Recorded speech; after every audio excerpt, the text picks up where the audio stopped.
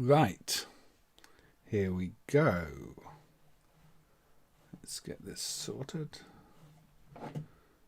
Regular view. Okay, it's been about a week since I did a stream. I think the last one was that Valentine's one, and then I did a little video about the Miss Pac-Man twin in the meantime. So I thought, yeah, let's do another one, and let's cover a genre that I am really bad at, and that is the versus fighter. I know they're hugely popular. Capcom made an entire industry out of them after Street Fighter 2, and made that's where they made all their money and did all the Marvel crossover games and everything like that. But there is far more to the versus fighter genre than just the big name Capcom games. And I thought, let's have a look at some of them. Let's see the good and the bad, mostly bad, and give them a play. The one you're looking at right now is Mighty Warriors, which is an Italian development. MAME says it's from Elettronica Video Games S.R.L, which I'm told is in some way connected to, what was their name? Electronic Devices, who produced the likes of Mug Smashers. And yeah, this is a board that was found in Italy, and it's quite uncommon. I believe it's also fairly buggy. Just turn the volume down. I've seen replays of this where the game was reset in the middle of people playing it. And I don't think that's an emulation fault. I think that's just the game. You do get to choose 2 characters, so it's got a little bit going on here. But the least enthusiastic sounding announcer you could ever have. This quite odd looking sort of ancient Greece, is it? Roman theme? I'm not entirely sure what the era's meant to be, but gladiators and you've got your statues in the background there.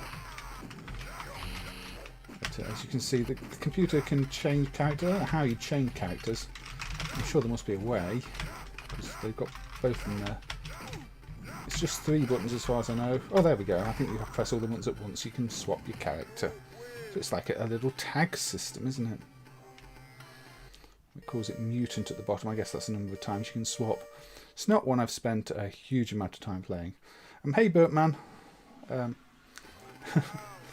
Okay, you're welcome. I've always enjoyed working on the emulation, and discovered many things along the way myself. So if people have enjoyed it too, and found things and played things they've enjoyed and learned something from it, then I'm always happy to hear that. It's one of the reasons I'm doing this, and one of the reasons I'm doing these streams now, because I'm guessing, even though a lot of people will have played versus fighters, not many people will have spent time to play Mighty Warriors. And I can't really blame them, but it's a game that was out there that some people may remember from back in the day. I doubt it got distributed outside of Italy, to be honest. The only time I've seen a PCB has been in Italy. But for a game with no budget going for it, really, compared to the bigger ones, this is quite impressive. Something that obviously didn't sell much. It's got a decent roster of characters. It's got backgrounds for each character. You've played some fighting games on computers, say the Amiga, you'll know just how rough a lot of those were. And yeah, this is rough for an arcade game, but it's still considerably more going on here than you would maybe expect from a tiny team. And you see the same with shooters, don't you? If you're playing a shoot-'em-up game, you don't expect a tiny company to produce something on the level of Cave, or even with that much content.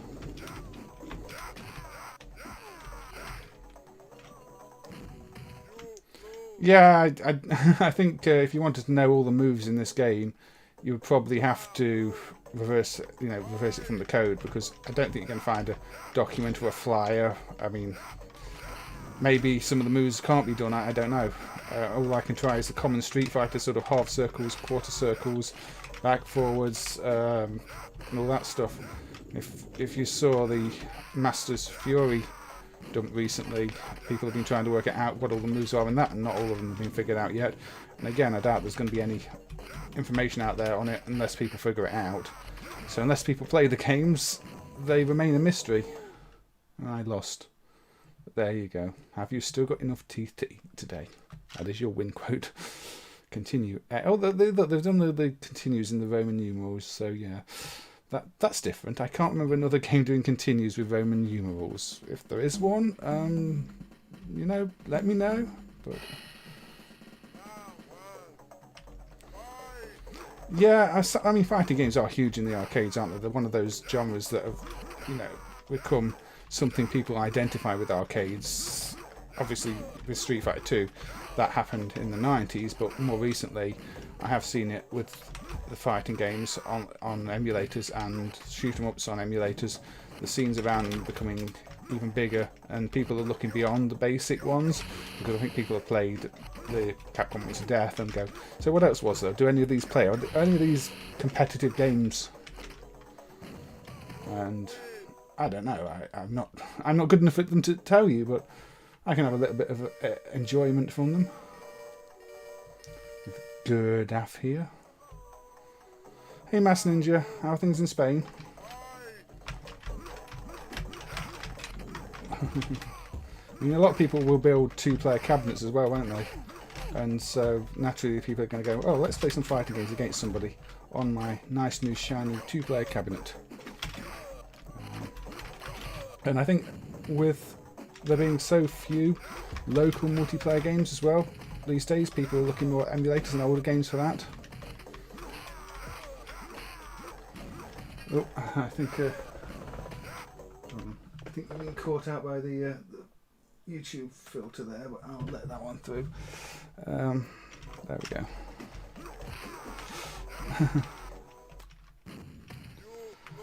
Yeah, there's definitely going to be some of those tonight anyway. I've got a nice little list I've drawn up. Yeah. They're not all arcade ones either. I am going to be looking at some non-arcades. Probably ones you've heard of. Have things on the Neo Geo Pocket, for example, because they're nice to show off a little bit, aren't they? Yeah, this is one of those where I think it's average. It probably doesn't play exceptionally well, but it doesn't feel as bad as some of the ones I'll be looking at in a bit. I think the next one I put on, which is from a much bigger developer, is a far worse game. I lost again. And so none of the character designs are particularly original here. Try to flap your wings now. At least they've got nice little win quotes and lose quotes. And like I said, this countdown in the Roman numerals, it's not something you see in every game. It's got a high score table. I mean, not every game we're going to be covering today has a high score table. There were one or two that don't have a scoring system at all. At least one comes to mind immediately. That's an interesting end screen. But yeah. Anyway, this was Mighty Warriors. I'm going to quickly move on from this now because there's not that much to say about it. I could go through more of the levels and feed my way through it, but maybe try it for yourself if you like, if you've not played it. Yeah, it's a European development, and I think that's that Amiga look. I think the game I'm going to look at has probably not got score just because they never got round to doing it. It was rushed to market. They didn't know how to balance the score. But that's not the one I'm looking at next. The one I'm looking at next is one that I think really shouldn't have been released because I think it's that bad. And that is Survival Arts from Sammy. Now, Sammy, huge developer. I mean, they ended up buying Sega, didn't they? But this mess of digitized graphics, the sprites are too big. I don't think they're meant to break up quite like they do in MAME. I think there's a slight buffering missing, although I did implement the buffering on SSV, so maybe it is just like this. But yeah, this looks horrible and plays even worse. So let's have a look. It's got that weird film effect with the glowy look to it on the background. I mean, look at the heads. The heads are just bouncing up and down with no actual movement. The sprites are too big. You can't get out the way of anything. The screen is shaking. I mean, what is going on here? Yeah, I'm sure they thought this would be the next or their Mortal Kombat or something like that, but I lost already. Yeah. What was that? Bombs? The screen whited out. And he's using a flamethrower on me. Yeah, the sprites are huge, but that is one of the big problems with it. You've got no room to move around the screen.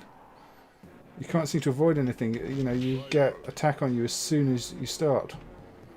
I'm not even sure I've ever finished the first level. And the way that the physics on the characters is so strange. Well, there we go. Sometimes you move fast, sometimes you sort of float around. Oh, I'm actually getting some hits in this time. I don't know the moves on this either, so, you know. There seem to be weapons on the floor, so, you know. There's that. It's got weapons. I've not managed to pick any up yet. I think, yeah, they were trying to impress people with the huge sprites. But that doesn't always work, does it? What, I got hit. He got hit. Who got hit? Now he's turned into sort of Ghostbuster laser projectile. I'm not even sure what the character design is meant to be here. Did I win? I lost. I mean, I could adjust the gamma setting a bit, but I'm not sure it would save it that much.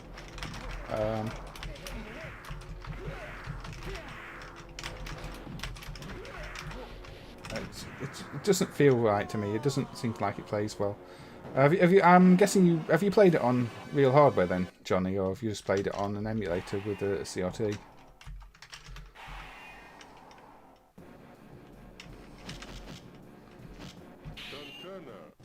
At least the face of this guy is animating. But I don't know if MAME will support the Final Fight anniversary thing. The policy at the moment seems to be that those things aren't being added, but maybe at some point they will be. It does seem like he's got a lot of ranged projectile attacks and generally very dangerous moves. I'm not sure how I beat him the first time.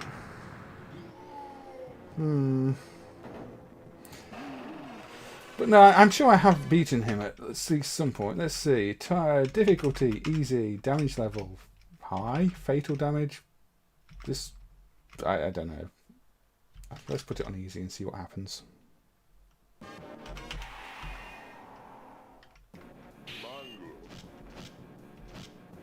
Let's go with... That was a weird move when I selected his character. He's still flamethrowing me and taking a quarter of my energy off. Hello.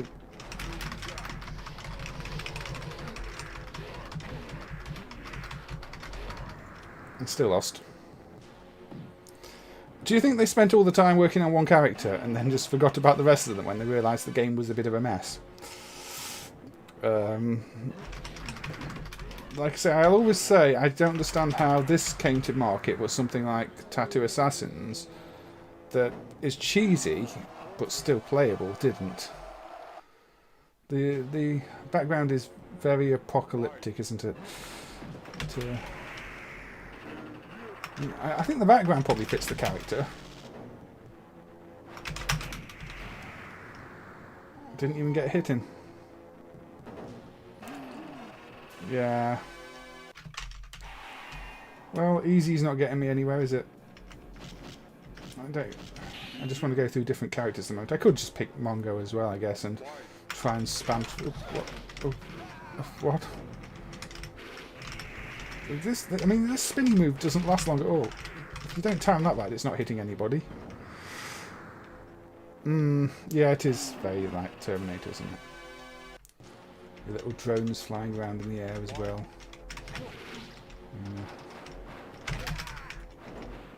The auto jump off the side of the screen is also odd.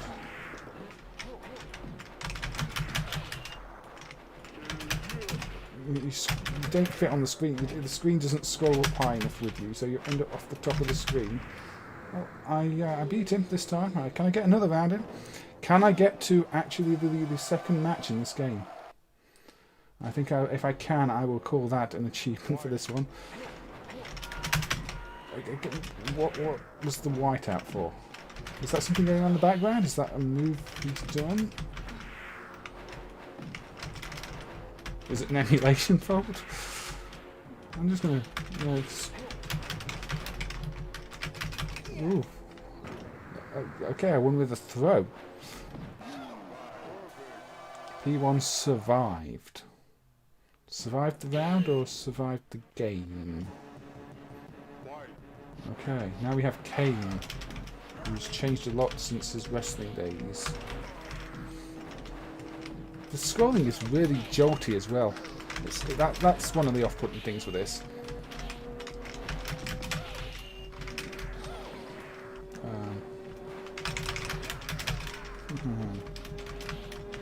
No.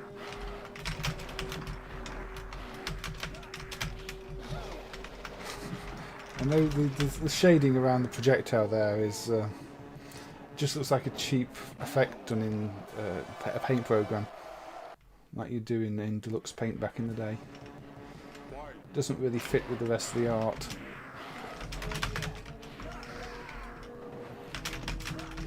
But visually, I'm always reminded of another very ugly game, Taito's Operation Wolf 3.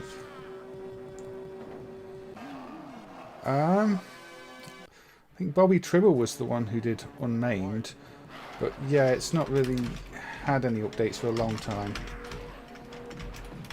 There was the Undum Wiki, but I think that had hosting issues and went down. I don't know if that's been fully brought back up yet. I think one problem we did have was people were using those resources and seeing if the game they had was on them, and if it wasn't, they were bumping up the PCB prices. So I don't know if it's better that it's not around anymore, or you know, if it would actually help with people finding PCBs these days. It's one of those. I'm uncertain. That was... I just went flying... What? Oh, can I do a fire attack? Have I got a fire attack in the air? Okay, I've got a... Well, okay, I won. I mean, there's not that much unmaimed outside of... completely unmaimed outside of more modern games and a lot of gambling games these days, really. So I'm not... and the ones that probably are never going to show up. I mean, I don't think we're ever going to see... What is it? Bounce or the... from the people who made Turbo Sub. I think that's long gone. Even though, you know, it's nice to have a little look at the pictures up there. I think some of them are just not going to show up. Oh, and this is the level that makes you seasick, because it scrolls up and down the whole time. Which is not a good thing to do in the game.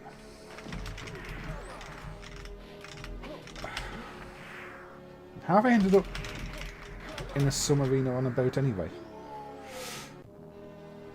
Yeah, it was always nice back in the day when there was some hope of things on there showing up. But I mean, I tend to browse it these days and just, you know, think, oh, this stuff is probably all going to be lost. So most of that stuff's not shown up in 20 years, has it? Now and again it does. Very, very rarely will something show up, but the ones that have been showing up tend to not even be on there. You've still got System 16 to browse if you want to see some bigger name games from bigger name companies that haven't been emulated yet. But a lot of those are PC type hardware or PlayStation 2 type hardware.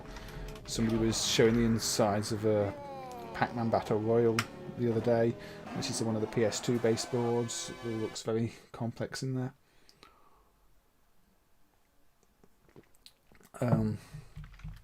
But I don't know.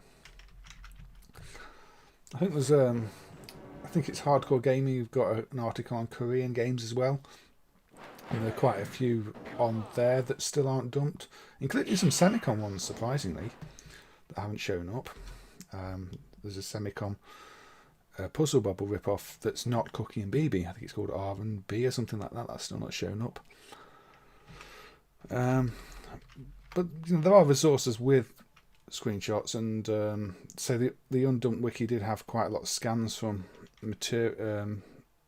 I think it was Hong Kong licensing board material of Korean games and similar. Speaking of, this is one of the ones with no score. SemiCom's Cute Fighter. Again, very rare. This almost feels unfinished, so I'm wondering if maybe it was unfinished. Yeah, the Korean games article is really good, and I think my favourite one on there, at least I don't know if it's still there because I stopped visiting the site when they changed the design to the horrible mobile thing. They had the one, I think it was Tracing the Influence, where they showed how so many games were traced from common material, all the poses and stuff like that. And I'd done something similar on my old site that's no longer up, looking at the arcade games, where there's obviously traced and stolen sprites. But just seeing how common it was for entire pictures and movie scenes to be traced out in games is fascinating. And how many of the common title screens are just poses from movies and movie flyers. I found that to be a really interesting article.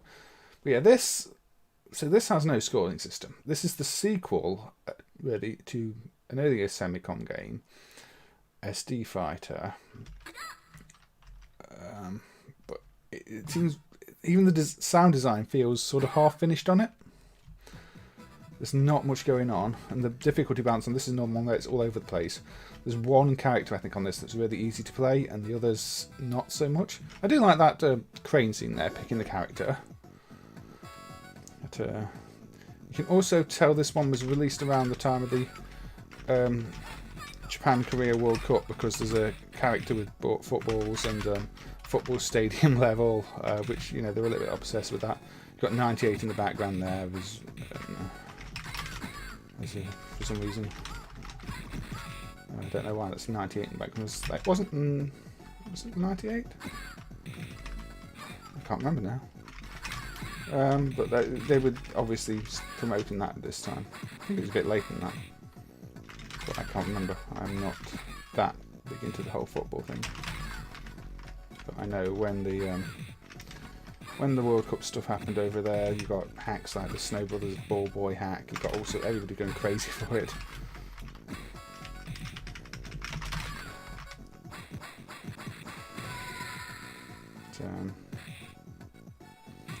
Yeah, I lost that one. This feels like, I do wonder if this is an unfinished game or not, because it took so long to turn up compared to any other SemiCom PCB. And it was in Europe, not Korea, so was it tested in Europe, or was that just PCB ended up in Europe? Sidavalis. Is that a game suggestion, or are you talking about the influence of the character art?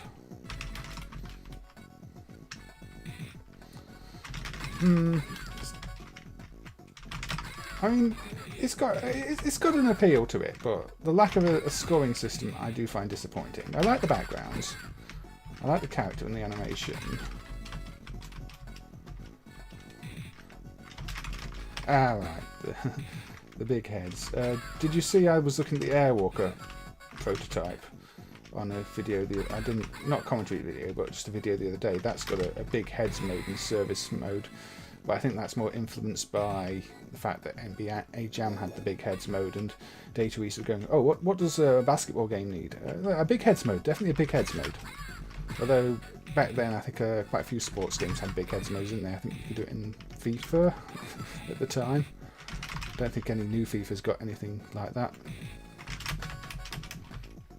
Yeah, I mean, on the Airwalkers, it does tell you the code to do it when you complete the game, but there's also a service mode option to just enable it, which might be because it's probably a prototype and they just wanted it available in the service mode for operators to test.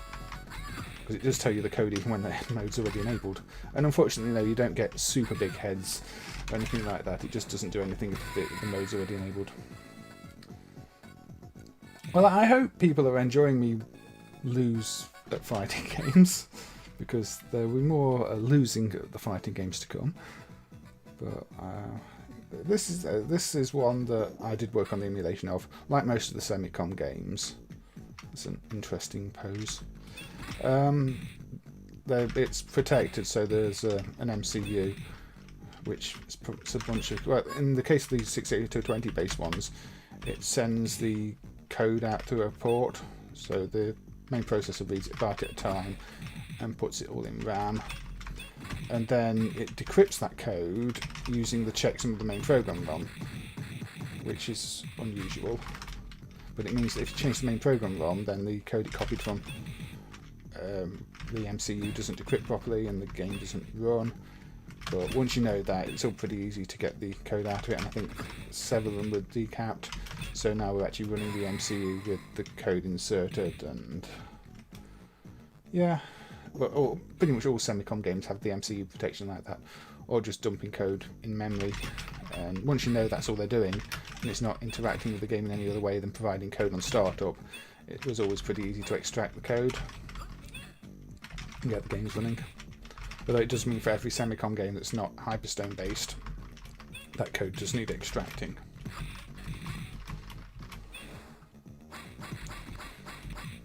The hardware type for this is actually roughly cloned from the Psycho, however you want to pronounce them, 68220 hardware used for Strikers 1945 and the like, although not quite close enough to merge the drivers. A lot of the more advanced rose scroll effects and stuff seem completely different between the two hardware types, not properly cloned.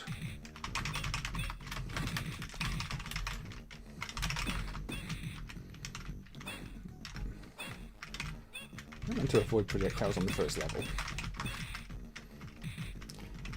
Obviously the most famous example of a game with miniature characters like this is Capcom's Pocket Fighter. It's a style I enjoy. I do wish there were more of them, but I guess it's got a bit of a limited appeal. There we go, I actually beat a character.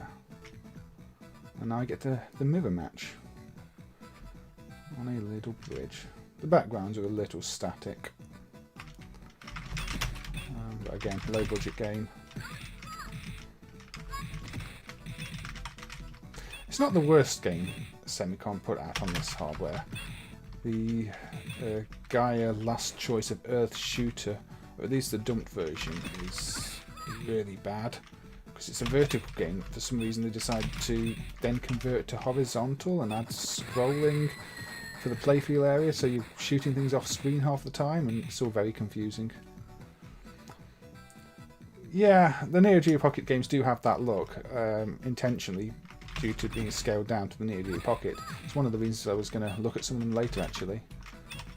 Because there's a Fatal Fury, Samurai Showdown, King of Fighters, and the Gauss Fighter game on there. We do have a double jump in this too. I guess it is nicer looking overall than the SD Fighters. I just always felt that SD Fighters felt more like a finished game. Again, that's with the whole score system. I think that one has a score system, but it's been a while since I played it. They love Snow Brothers too. I thought they just loved the original. Ooh, I mean, Tattoo Assassins wasn't on my list because I think I've mentioned it and covered it a few times already. I might get around to it. Let's just put another credit in this one. But yeah, there's a whole huge story about that one. If somebody's doing MAME streams, then I will often recommend they check out that game, because it's a wild arcade game. It's over the top. Not beat 'em ups versus fighting games. At least I consider them to be a different genre. Is it? I mean, do they play 2 4-player or do they play it 2-player? I mean, that's the main appeal of 2, I would say, is it's got the 4-player mode. But all the hacks and everything else and the cloned hardware was always based on the original Snow Brothers. There don't seem to be any obscure hacks of Snow Brothers 2. Whereas with the original Snow Brothers, you've obviously got Snow Brothers 3 Ball Boy, and you've got Comeback Toto, and then you've got the hardware cloned. I mean, most of the SemiCom games run on more or less a clone version of Snow Brothers hardware, so I thought it would be the original that would be super popular. Yeah, these are more fighters, and I'm even worse at these than beat-em-ups. But I like the style of them, I like the art. There's little stories to tell about some of them too. Not maybe stories people already know, but I don't know. And you know, if I worked on the emulation of them, sometimes it's nice to have another little look at them after however many years. But yeah, I'm guessing for most of these, people will have ripped out the characters and used them in Mugen and stuff like that too. Which I always found fascinating that people were doing that, you know, taking the backgrounds and putting them in different engines and sprites in different engines.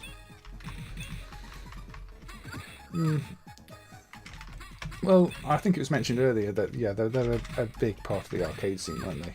Especially after Street Fighter 2. I was going to say 3. 2. Yeah.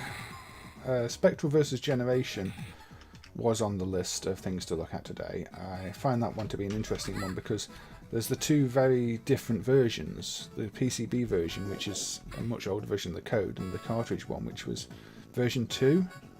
It seems much less common. It seems like a much more finished game as well at that point.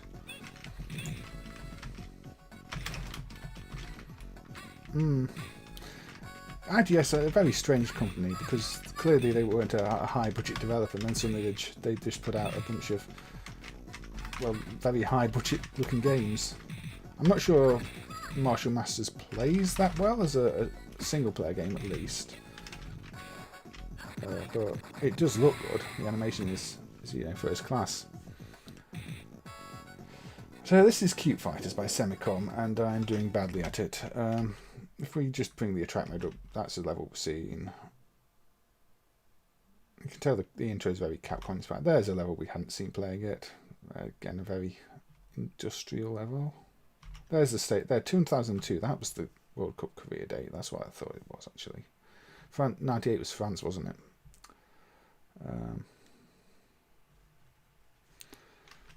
I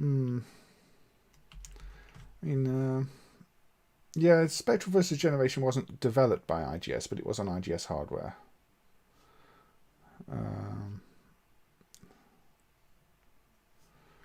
So yeah, this is alright. It's got a bit of style to it, and it's I think, like I say, with that scoring system, it feels incomplete to me, but that's probably not going to matter to people playing it in a versus capacity against friends or anything else. But yeah, I also really like the little SemiCom intro. It's always the same one on most of the later games, but still, it's a nice little intro.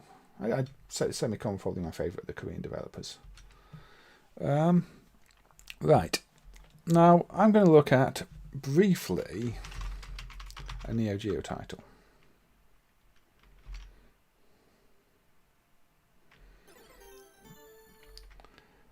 This is Art of Fighting 3. Now, to me, this one is over animated and all the moves feel a little bit drawn out. You've got your secret character there, who apparently unlocks after a certain date, but obviously the date's always after that, so it's always unlocked. But my first impressions of this game were really impressive. I loved how animated everything was. But then it started to feel a bit off.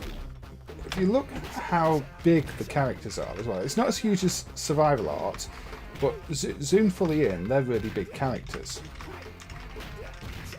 And that is something I will come back to shortly.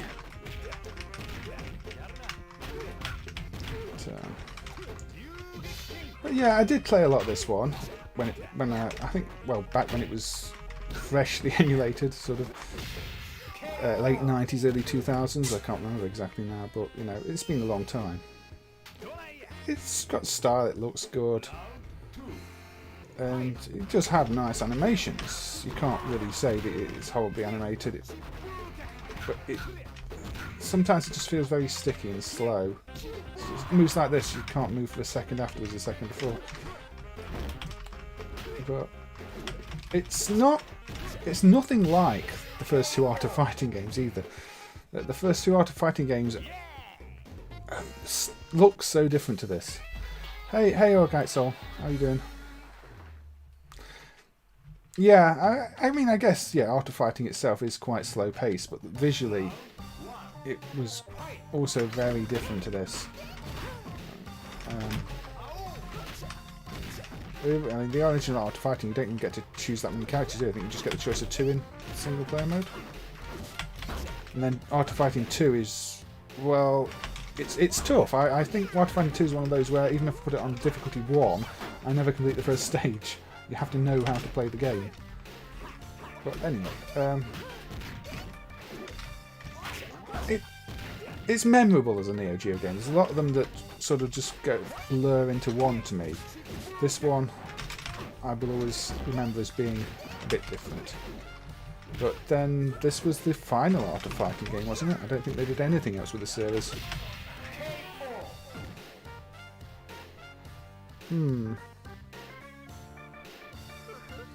Yeah, it's...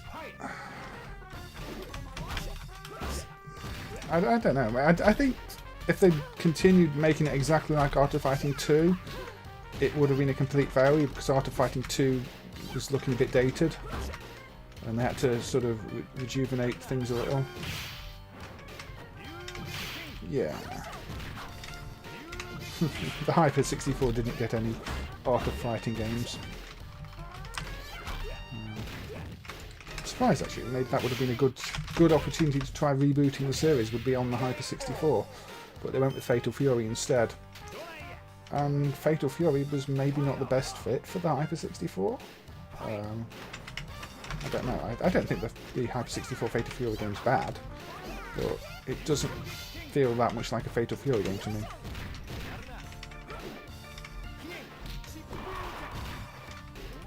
I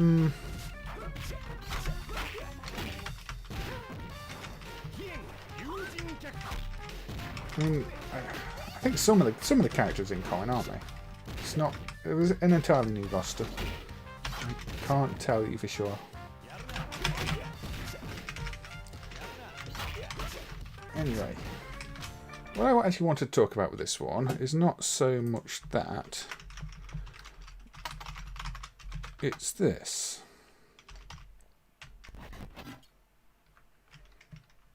Now, this version. There's your options, simple options.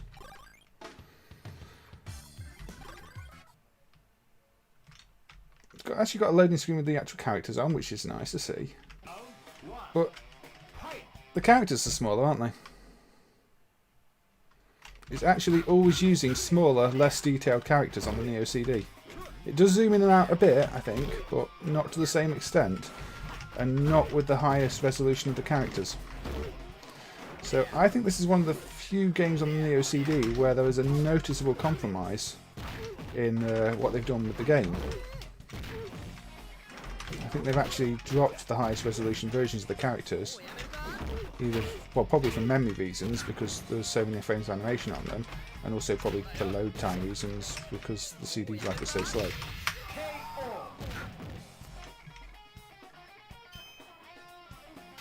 I do get asked by about the Hyper Neo Geo stuff quite a lot. I mean, there has been a bit of progress on it lately. I did briefly show off the improvements in Samurai Showdown 64 the other day.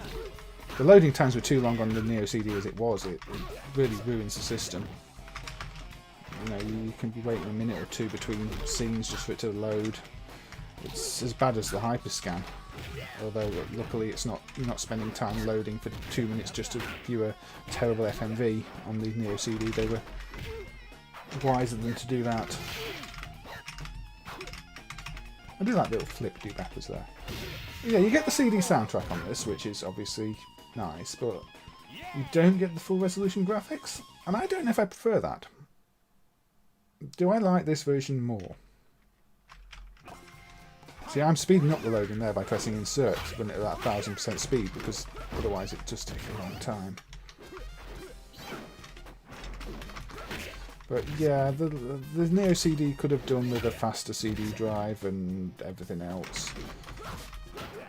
But yeah, I mean, you've got to consider how much data you're loading off CD as well, though. The Neo Geo games are huge. The amount of memory the system's got compared to something like a Sega CD is huge. It's got to load a lot more data.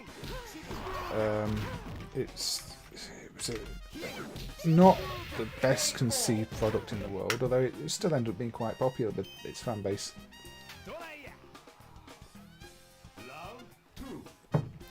The cards are somewhat emulated.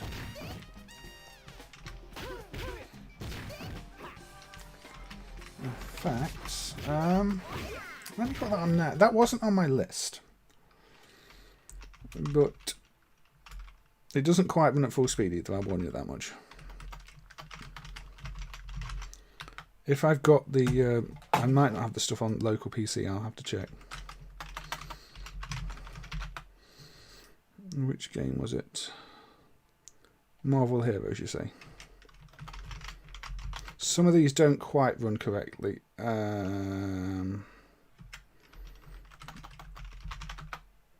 don't think I've got them on locally.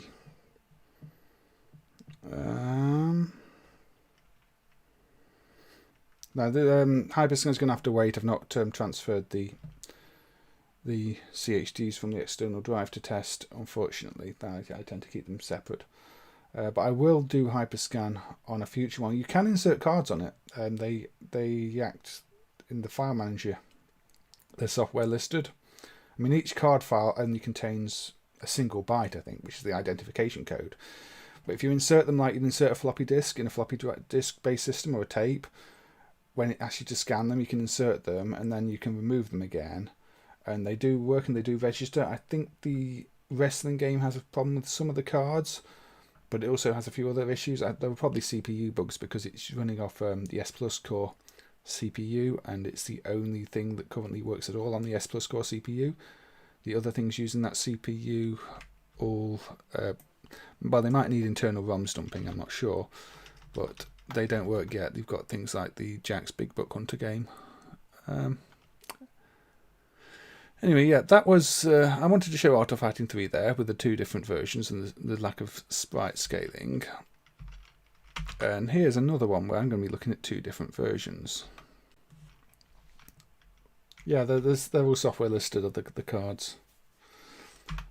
Including some that apparently weren't released, which can glitch the games in some ways, but that's just how it is. Alright. Street Fighter the movie. Developed by Incredible Technologies for Capcom. And how Incredible Technologies came to do this, I don't know, because the other Incredible Technologies fighters were Time Killers and Bloodstorm, neither of which are especially good.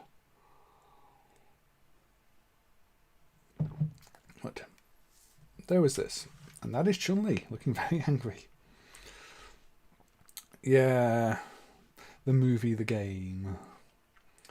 My friend Johan, who does Enigmatic Productions and Trash Tape podcasts, covered the movie version of this, talked about it, and all the little things, facts that are known about how production of the movie and all that, and that was a really interesting episode of that.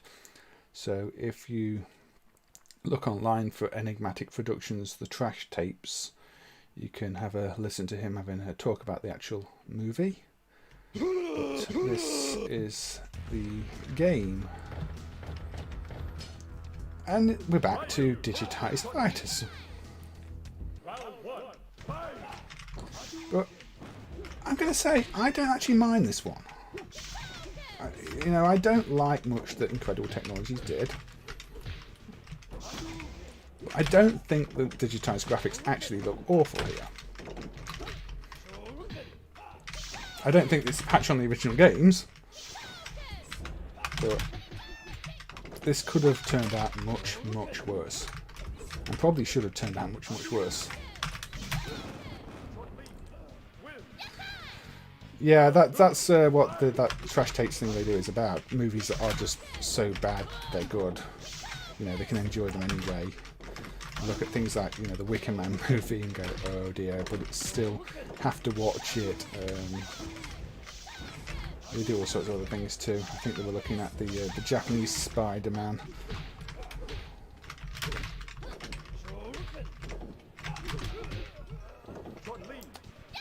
Yeah, I can imagine they do a giant arcade of this. It's one of those that they really want to make an impression with, and Incredible Technologies were one of those really over-the-top, very American, everything's got to be bigger and better and louder and take more of your money. I like the way I just ducked under the projectile there. That was accidental, but, you know.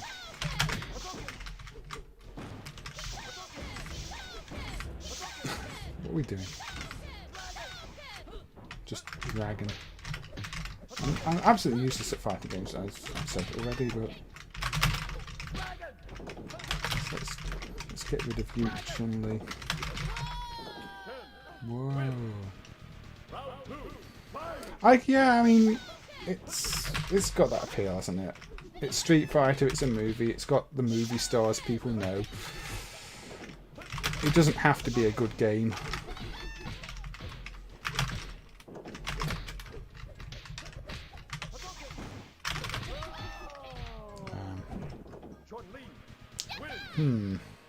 Plus, you know, it's coming off the back of things like Mortal Kombat.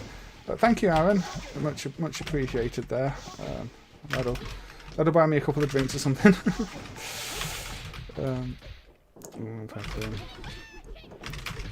Got myself a little bit of gin today. I've not been drinking into it. Oh, I saw that. That must have been clickbait, surely.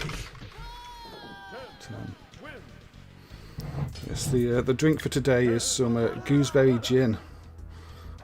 Not all of it, but a little bit. Now I saw gooseberry gin. I have fond memories of gooseberries. Why not?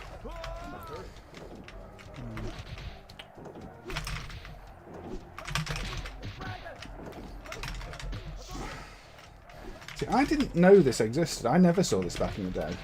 But I didn't watch the movie back in the day. I was never much into movies. So the first time I encountered this game was actually in MAME, when Aaron did the driver for this Incredible Technologies hardware. Yeah, MAME has changed a lot, and even in the last year there have been a lot of changes, a lot going on. Does a lot more than it ever did. It's got an interface now and everything else. It's a project that is always evolving. We've been busy. Okay, so yeah, this was Street Fighter the movie, the arcade game. And that is the clue for what I will be looking at next. Because the Saturn, which is marked as not working, but you know, it runs this game. Acclaim. This is spamming out a load of CD block errors in my command line, but it seems to work. In association with Capcom, put out this game. I think it was actually programmed by Capcom, this one, wasn't it? I don't need clips from the actual movie. But this is Street Fighter the movie on the Saturn. This was called Street Fighter Real Battle on Film in Japan. Yeah, quite a lot of the Saturn stuff does, it's just some of it doesn't. I mean, the driver's marked as not working because a lot of important titles don't work, but I'm starting to think, compared to things like the Game Boy Advance driver, where I've come up with a list of games I want to play on that, and half of them haven't loaded past the title screens, maybe the Saturn's not too bad at all, or the PlayStation. I mean, both have actually alright compatibility for a lot of games. It's just when they fall apart, they fall apart. But this is Capcom's effort at a Street Fighter movie game, which is completely different to the Incredible Technologies game. and if you ask me, looks a lot worse. I mean, these are horribly digitised graphics. They're overly bright, they're grainy, they're badly animated. You know, the gameplay here also feels very different. This, I've heard this feels more like a traditional Street Fighter game, though to me it doesn't. But I don't know. Yeah, it's not pretty. And I'm getting beaten up quite badly here. But I'm glad that... I don't think... I'm surprised I ever find myself saying that. I'm glad that they went with incredible technologies for the arcade version of this, because I don't think this version would have worked in the arcades. I mean, they could have probably released it on, say, the STV hardware, though they probably have to get rid of the video clips. But...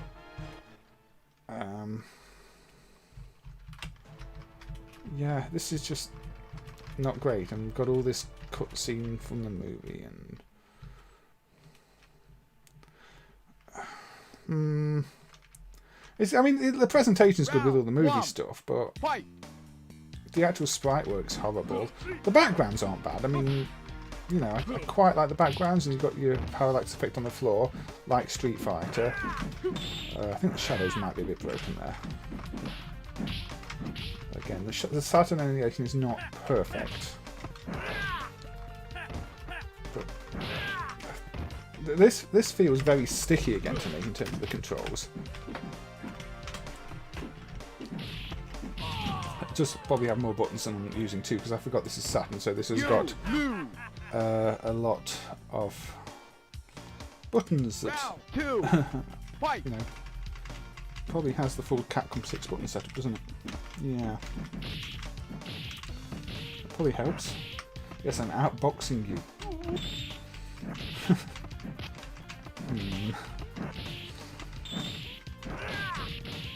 Ow.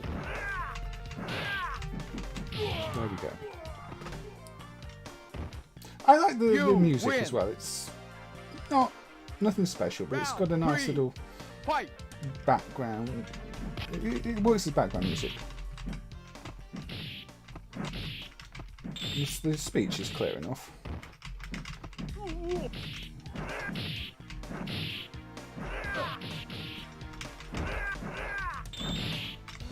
Yeah, it's sometimes worth trying out a Saturn game in MAME to see if it works or not.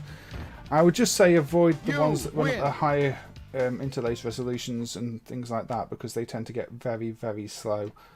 At some point, if nobody else does it, I'm going to have a look at the driver and try and optimise it a bit, because when we got to Decathlete running a year or two ago, I know I was really happy to get the protection sorted out, but then it runs so badly and so slow in MAME, it's unplayable. So it's a shame. But if I look at the code in the Saturn driver, it just sort of makes me want to delete the whole thing and see if we can import Mednafen or anything like that. But the Mednafen code itself doesn't look like it's that compatible with the way MAME does things, so I'm not sure about that either. Yeah, I think maybe the IT version would have been okay for the Japanese market. I really don't know. I don't know how the movie was received in Japan anyway. I mean, did they like it? Did they hate it? Was it worth making a game in Japan for it? Yeah, Mednafen is really, really good. I've used it a few times. It's one of my favourite non-MAME emulators.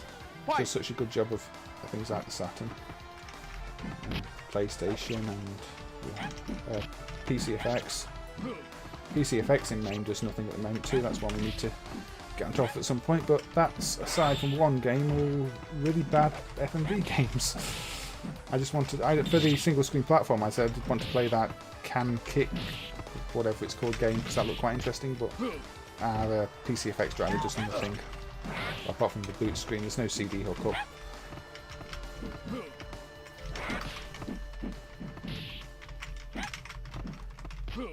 I think I'm actually starting to enjoy this to play more than the IT game. I'm sort of just looking past the graphics at this point.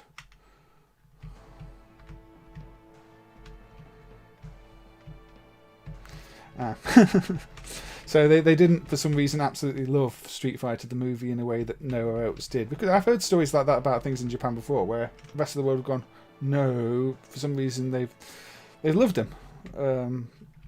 It's just sometimes a strange cultural thing that happens, I guess.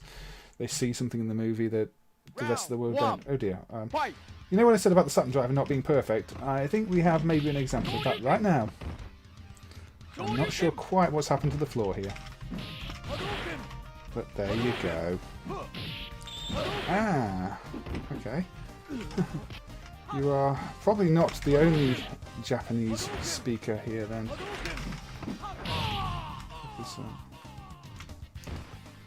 You lose. So yeah, it was okay until this point. Maybe is there meant to be a fog effect here or something, or some blending effect? Is that what we're missing? Because there's definitely something wrong now. Well, that's something for me to maybe look at in the future. And again, the Saturn driver is marked as not working, so no, it was possibly expected.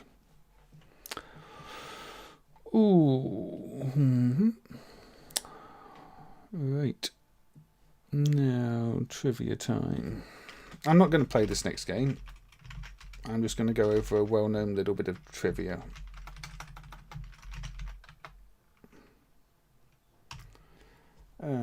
Capcom's Vampire Savior. Really pretty game. I love the Darkstalkers game in terms of art, and I just find them a lot of fun to play as well, even though I'm not good at them. I don't see the point in Vampire Savior 2 and Vampire Hunter 2. Those should have apparently been one game that was released as one game on the console, but got split into two games on the arcades because apparently they didn't have enough capacity on CPS hardware. Although that feels like a weak excuse because they could have just added some extra banking hardware onto a subboard and all that and put out the full game. Instead, you've got two half games that don't feel like anything. But this one is my favourite of the series. And, you know, this is the standard title screen. When CPS was being emulated, it was also found that there was a hidden title screen, which appears if you can hack the ROM, we can change the, use the cheat, which is Darkstalkers Jedda's Damnation. This title screen wasn't used. I have seen a PCB with this title screen for sale, but it was clearly somebody hacking it up and putting the modified ROM on the PCB and then trying to sell it for something rare when it's not. The screen also only appears when you insert a coin. If you leave the attract mode running, it doesn't use the screen. I don't know if there's a way to get it to, or if it really is just some leftover that only applies to this screen. But I quite like this title screen, and I'm glad, you know, I think it was probably Razula who found it when he was hacking up the CPS2 stuff. But yeah, it's always nice. One of the reasons I go to sites like the Cutting Room Floor as well is because they're always talking about hidden content, things that are left over in the game, and this was one of the ones that I remember from those times. So yeah, I'm not going to play much of this. I just wanted to show off that alt title screen because it's very easy to access in MAME, because if you get the cheat file from the MAME cheat site, it's got the cheat in there to access it, and you just turn the cheat on and bam, you're good to go. You don't need to be hacking any bombs or anything. People who try and sell hacked PCBs of anything, that's one of the problems. If they think they can convince somebody that something is rare because it's not the standard, they'll try and do it. Unfortunately, you know, there's that side of the industry, somebody always trying to make money out of a situation if they can. If they think anybody's foolish enough to buy it. There's fake prototypes for all sorts of things. I mean, the whole Neo Geo Zintric thing was another example of that, where what was just a hacked up CD conversion was being sold as a prototype. It's, you know, the CD error message being changed to some other test message, and it's not always a pleasant industry. It's the same as the bootleggers back in the day, really, isn't it? All looking a way to make money converting PCBs. Sometimes they turn out well, sometimes they don't. It can also make it very difficult to know what we're getting sometimes. The Thunder Force thing that turned up last year was the character art and animations on this and the backgrounds are, I think, Capcom's best work. But yeah, there was a Thunder Force board turned up last year, and it was sold as a prototype.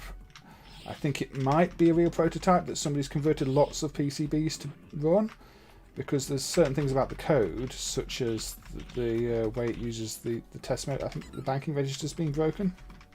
The IO register even being broken. Suggests it's an earlier revision, because there's no reason if you were doing an unofficial conversion you'd mess that up. If you were converting the... It plays more like the Mega Drive. I forgot to mention. The prototype plays like the Mega Drive version. It's got the levels from the Mega Drive version of Thunder Force 3 rather than the arcade selection. But there were people saying, "Oh, it's just a hacked version." But then, if you were hacking it up, you'd already know how that test mode and stuff worked, and you wouldn't need to put bad code in there. But yeah, it's not always easy to know what's genuine and what's fake, and sometimes you just have to try and work it out from the evidence. I mean, you've got Little Red Riding Hood character, but the way they're being used is creative. Obviously, Morrigan's one of the more famous characters in this. I think she's sort of Capcom's mine in terms of dress code. Quite revealing. Yeah, even the whole interface is lovely. The character life bars, everything about these games. When CPS2 was first emulated, my first reaction was that I've never seen any game with art as good as these ones.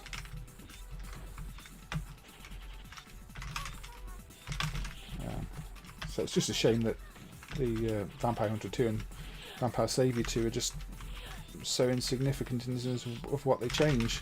Just different characters from the other games, and then they don't feel like sequels.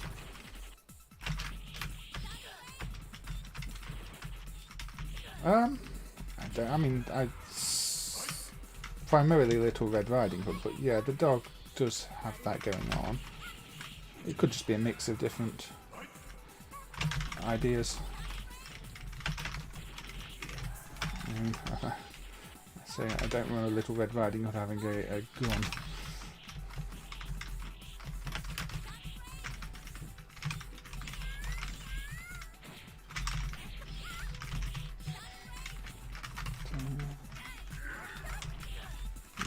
Okay.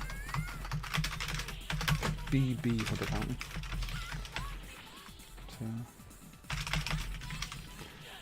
Yeah, it's a shame CPS2 Shop dragged things out like they did. It was annoying at times. But they could have been a little bit more helpful than they were. But again, I think there was a financial reasons.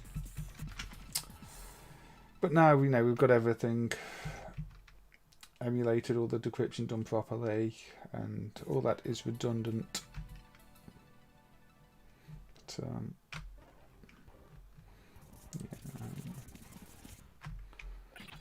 But, yeah, I sometimes just like to put these games on and watch the attract modes, because you get to see all the backgrounds, and if they're well programmed, the attract modes can be interesting enough to watch with the characters. And in this case, they've gone for almost full screen attract mode. There's nothing obscuring the rest of the art.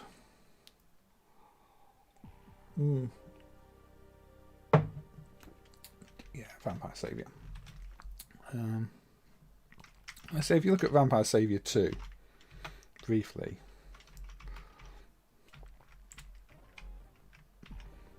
same sort of dirty beret, not dirty secret even. Is it dirty beret? I don't know. I always thought it said dirty secret, but it doesn't, does it? Very similar intro-ish type thing. Very similar title screen. Very similar select screen. It's a different characters, but does this really feel like a sequel? It's too close. In fact, no, this is the character that's more like Mai, isn't it? Although they're both not wearing all that much. It's the cat character. Okay. Again, it's a lovely background with the line scroll effects going on. Gives the real sense of height because you're on the side of a building looking down at the street. Actually, on the side of the building, with the helicopter there. Very creative. No, people. I guess if they want to play the version with the extra content, they'll just play the console version, which again is why I don't understand why Capcom didn't just add extra banking hardware to the board to put the whole thing in the arcade version if they were running out of space. Would have just actually made for a proper complete sequel. It just feels like, why do these versions exist? You see, yeah, I'm not familiar enough with the game to know how all the mechanics work, so I'm just enjoying from the art and the aesthetic rather than being a good player at them, so I wouldn't be so familiar with the minor changes. I guess it's like, for a puzzle game, I can talk about how the minor changes make all the difference how it plays, but for a fighting game, they're really not a genre I'm good at or invest that much time in, so it's much more difficult for me to talk about the mechanics. But I mean, it's good to know that. I mean, in terms of that's why I like having the chat open. I'm going to learn things myself from what you say, and that's that's a good thing, I think, because I don't know everything. I'm the emulation guy. I'm not the guy who knows everything about the games. I just know what I know from what I've encountered while I've been doing it, and what I've read up while I've been doing it, and the little bits of research I've done into the games. So to have people actually put, throwing little facts and information like that about what's changed in the games and versions is something for me to learn from. And I like that. But yeah, so there's not a bad background in these games, not a bad character in terms of design. They're just lovely games, and so if you're going to play a Capcom fighter, that is definitely one I would recommend. Right. A lot of people don't seem to realise this is in MAME.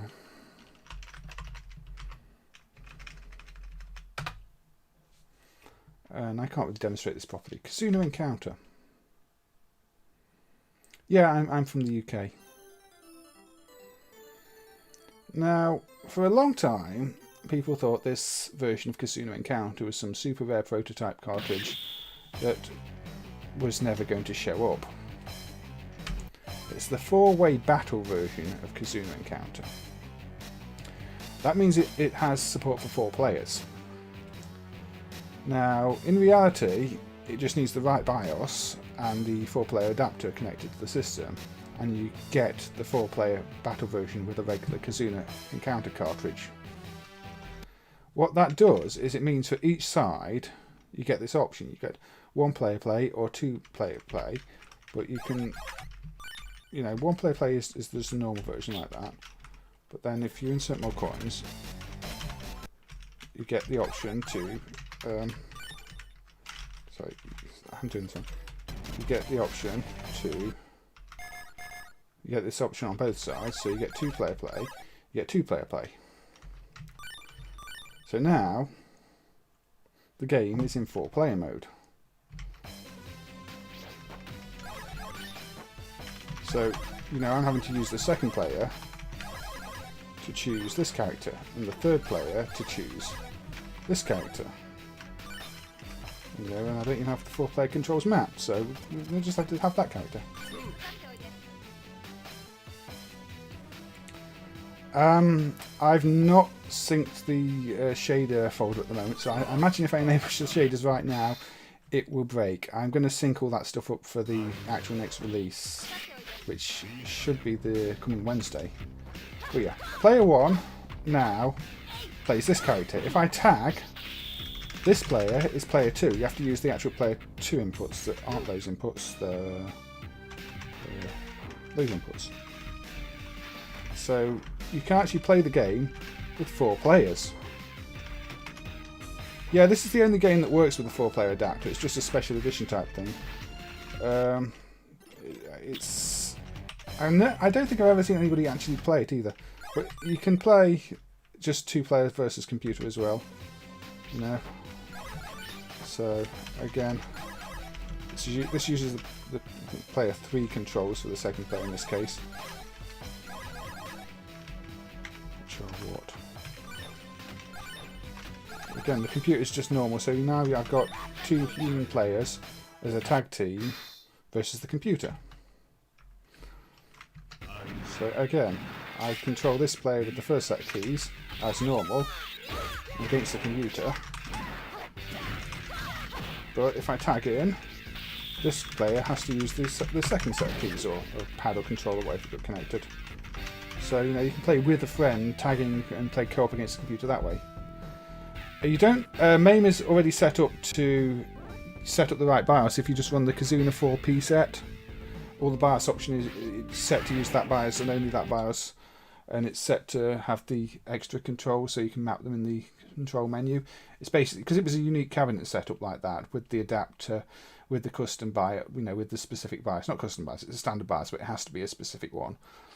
MAME just treats it as a separate machine, so you just load up that set and it's all set up for you.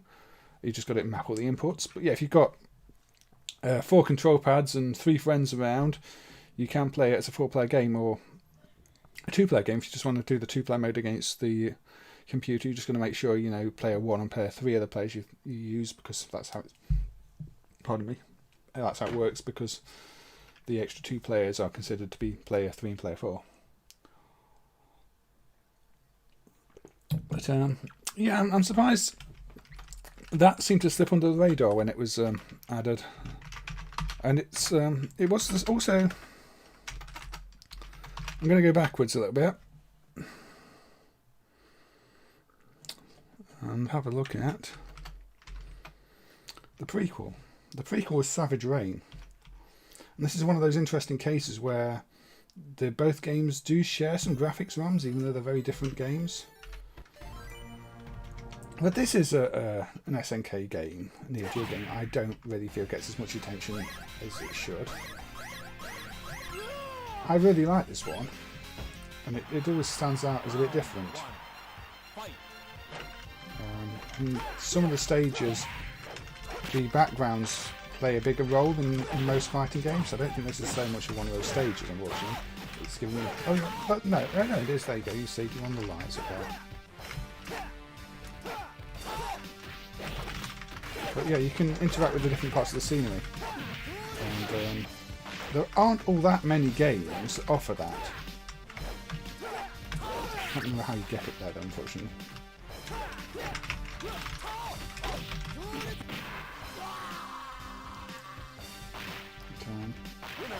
It's been a good few years. I'm getting no drop frames on the stream, so if it's laggy, that might be YouTube.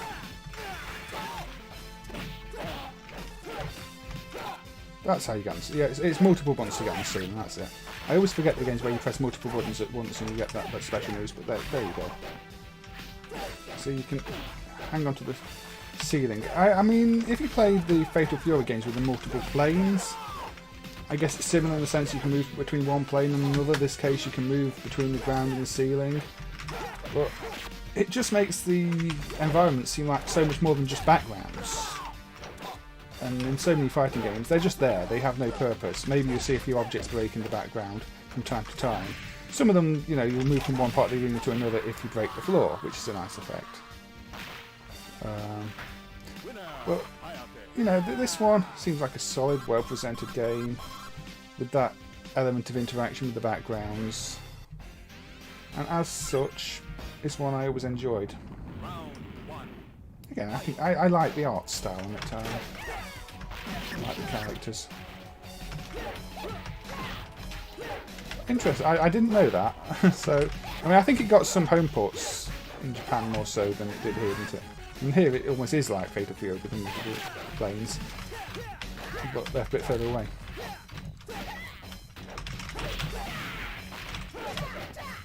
It even zooms between the planes like that. You know, when you're both on the back plane, only the back plane is in focus. It's making a nice use of the hardware and the panning and the scrolling. It's the same intro in both versions. Sometimes the Japanese versions are significantly different. I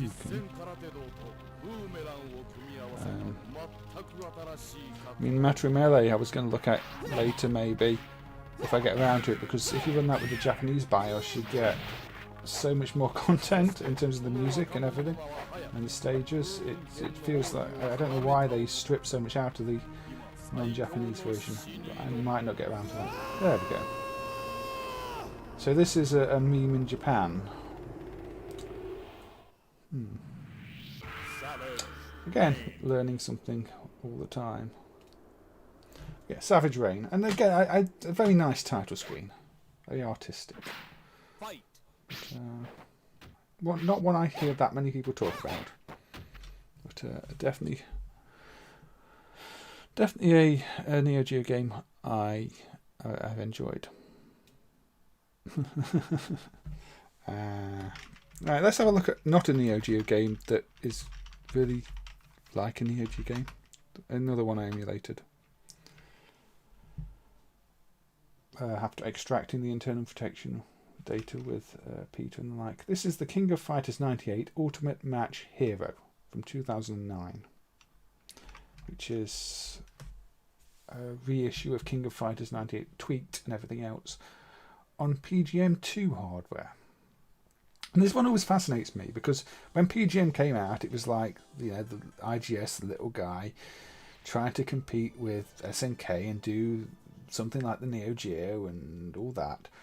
And then eventually by 2009 you get this, which is one of the most famous Neo Geo games officially on an IGS platform.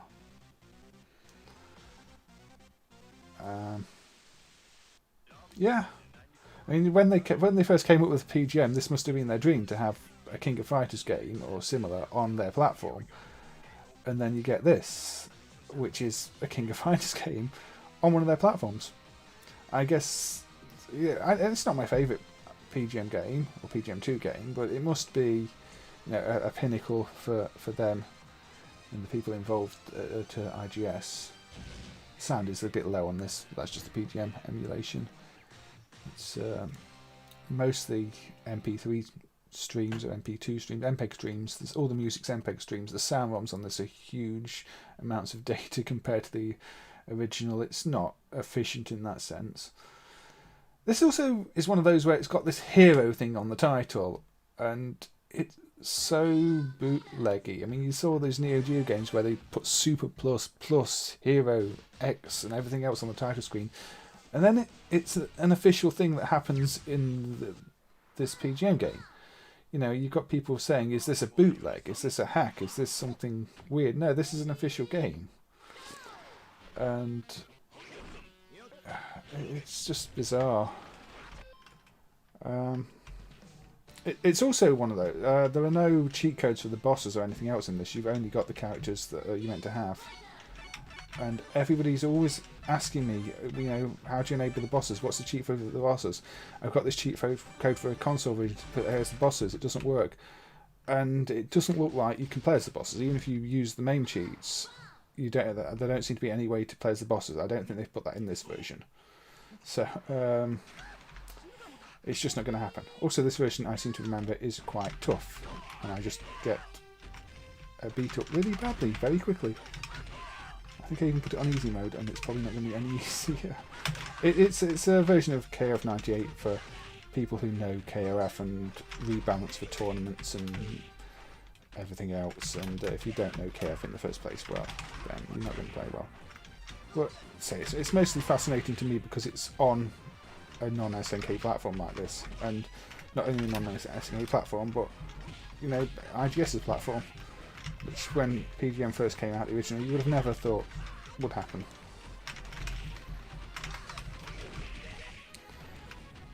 Yeah, I don't know how things are in Latin America. I know the fighting game community is pretty big over there, isn't it? Because we always got a lot of people from, the South America area saying, one is fighting game, that fighting game. I'm on keyboard at the moment. I don't get on with joysticks, and also from testing and typing. I've got an Xbox pad right next to me, but I never end up picking it up. If I'm just showing stuff off on stream, I don't find it necessary. The keyboard key clash does get a bit annoying for some games where you can't do certain buttons and directions, but for what I'm doing on the stream, it's fine. I think SNK probably had less animation frames than some of the Capcom stuff like Street Fighter 3. The Neo Geo ROMs are known for being huge in terms of 64 mega frames of animation for the graphics, 64 mega graphics ROMs, more so than the Capcom ones. But then you've got the sheer number of characters you find in these King of Fighters games means that they can't have too much animation on any of them. I was looking at Art of Fighting at 3 earlier, and that one does have a lot of animation because they've got fewer characters. And then you've got sort of Ground Mark of the Wolves, where the animation is superb. That's the full 64 meg, and a fairly not limited, but fairly small roster compared to say KF98. So they can just go all out animating everything, and it looks gorgeous.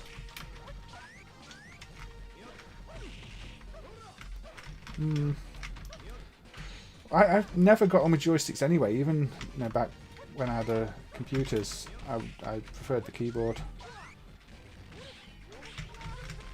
I think it's just the way I hold things. I'm not good at holding pens and writing, and joysticks will feel very similar to that. And then the joy pads just feel very imprecise. I keep pressing the wrong directions. With the keyboard, it's very clear what direction I'm pressing. Yeah, Mark of the Wolves looks great. The Ryuuko games, again, they're not as many characters as King of Fighters, so they tend to look better. Anyway, I'm terrible at this, but I wasn't planning to show any good gameplay. I was showing it as a very curious thing that, I was glad to get it emulated because I was curious about it since I saw that this existed on PGM2 hardware. Yeah, and it works pretty well. It's not a terrible version of the game by any means.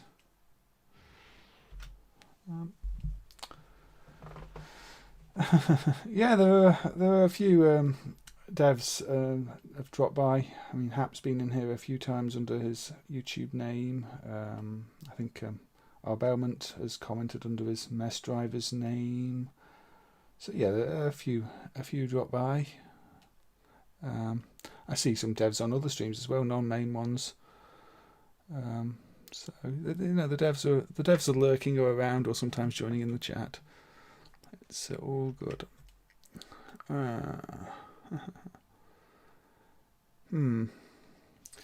Right, I'm going to go... I think the sound's really badly emulated on this one, or it's just terrible in the first place, which surprised me because I thought the emulation of the system was meant to be pretty good. I'm going handheld.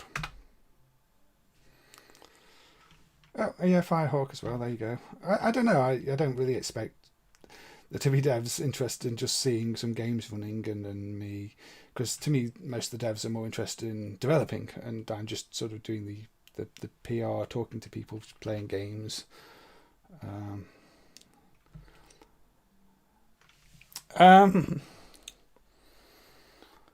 Pre-SF2 games. I was going to cover a prototype or two that might be pre-SF2. There weren't many in my list otherwise, because most of them are very awkward. But yeah, this is on the Wonderswan colour. And now it will come up with the name. Guilty Gear Petit 2. Now, the arcade Guilty Gear games run on Naomi, so don't run all that well in MAME.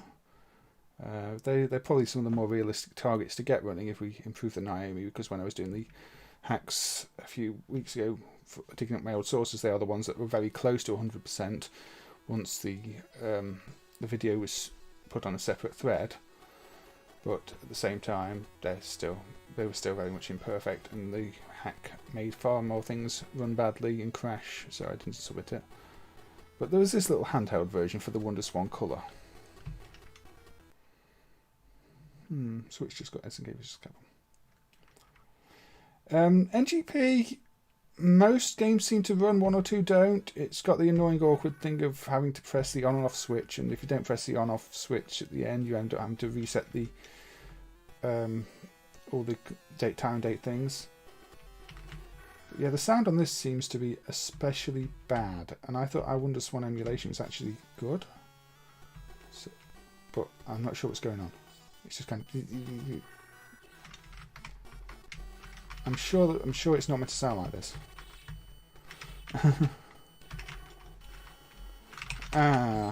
Okay. I just tend to announce it on Twitter. And obviously with Guilty Gear, it's known for having huge sprites. So when you've got a version like this with mini sprites, it's a bit odd to see.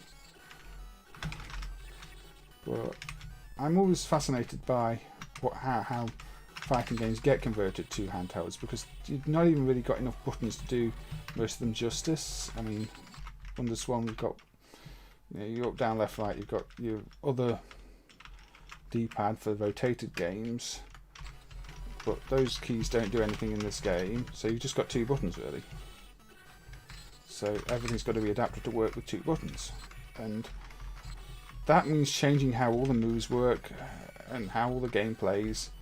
It's not as bad as trying to port something to the Amiga back in the day, where most of the time you have to try and make it with a one-button joystick. And, you try and make Mortal Kombat work with a single button, or Street Fighter work with a single button. You're massively compromising the game. But with these handheld versions, they're not trying to be the original games. They're trying to be interpretations of them, so they can get away with changing how things work.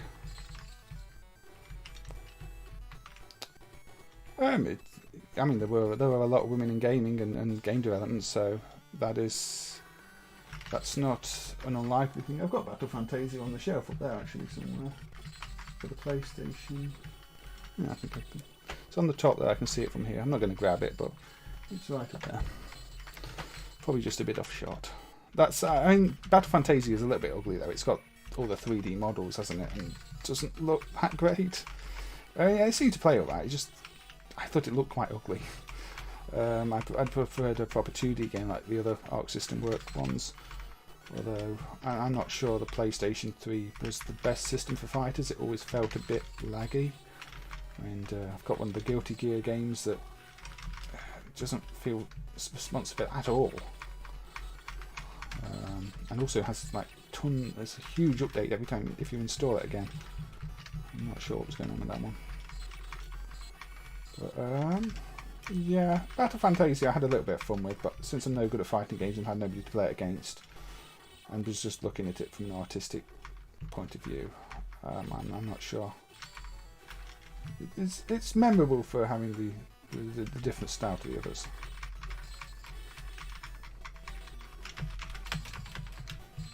But, yeah, I'm not sure what's going on with the sound here. It's like all the moves and speech is just broken.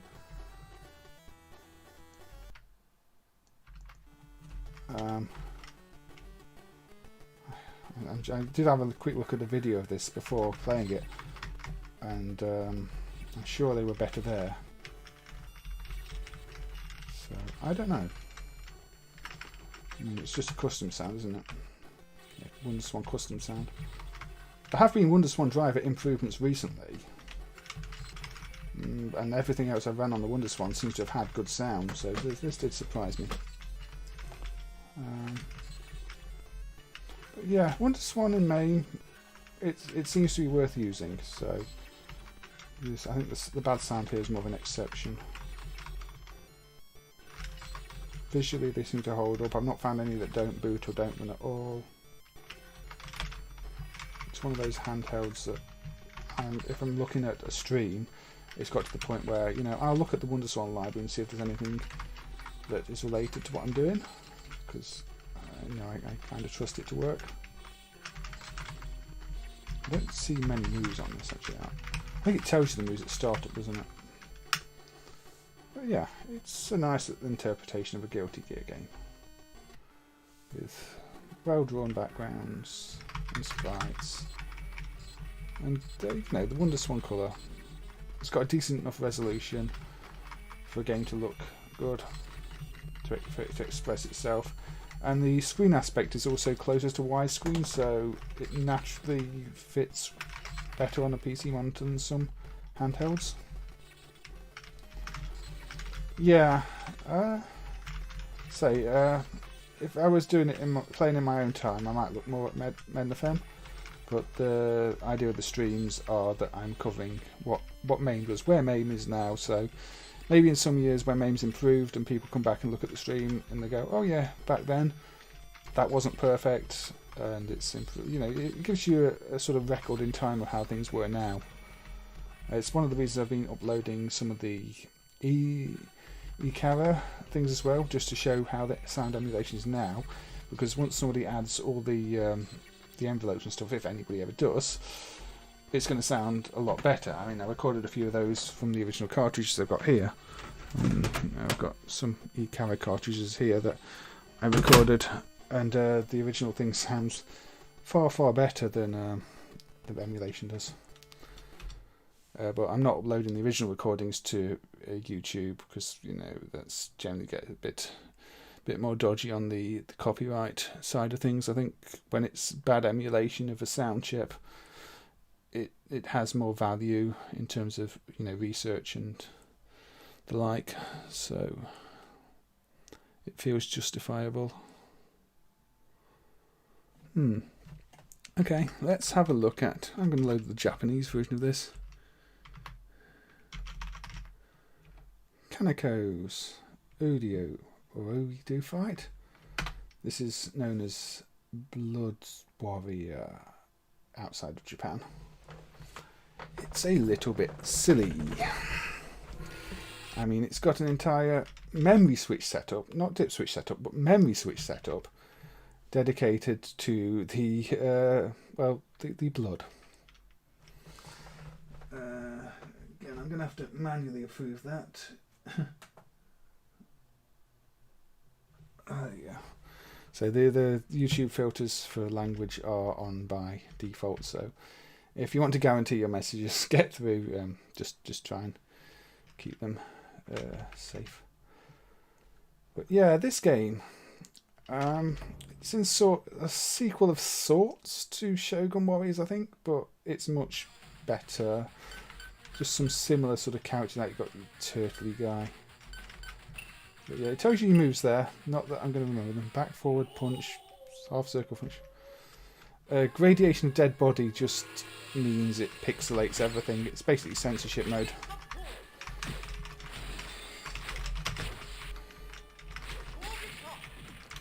I did test out what the various things meant beforehand, but this is just silly. I mean, they're not real looking characters for the most part, and it just looks like somebody's used a spray tool in a paint package over the top of the regular art. It all looks a bit silly. Just playing Guilty Gear on Steam.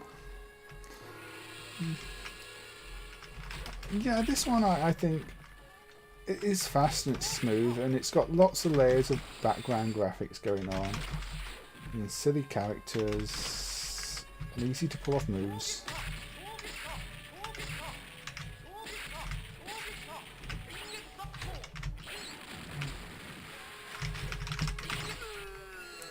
But it's all a little bit over the top. I mean, you see, if you turn the degradation thing on, that's all pixelated rather than being that mess of red pixels. Yeah, I think the Wonderswan seems like it was a really nice system, actually. I've never played one in person. Yeah, it's definitely ketchup, isn't it? It's too silly to actually look like blood. That's the thing with it. The game's not gruesome, it's just silly. I mean, you know, you're not going to hit somebody hair and that happen.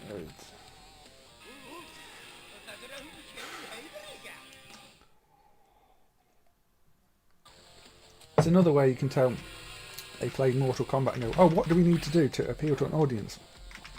Well, we need to make it look completely ridiculous. I mean, personally, I feel the same way about Chiller, which, you know, people go, oh, that's a disgusting game, but it's just so stupid. You can't take it seriously. I don't think Primal Rage 2 is going to be implemented with the code that was worked out before, because it was just really nasty hacks in key parts of MAME in the PlayStation emulation. I think in the IDE emulation too, and they're more likely to break tons of other things, even if they made Primal Rage 2 work. So it needs working out properly, and I don't know when that'll happen. I think there's only one developer likely to, and he's never expressed an interest in Primal Rage.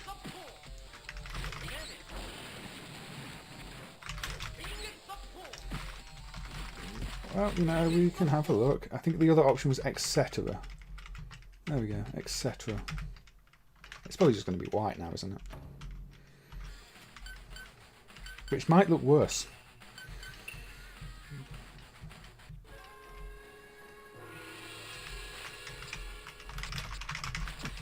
It's yellow. There you go.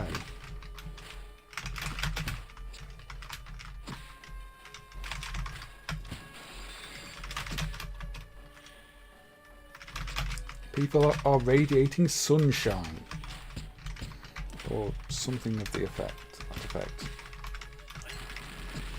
Oh yeah, the cat is, well, lucky to be seeing all this sunshine.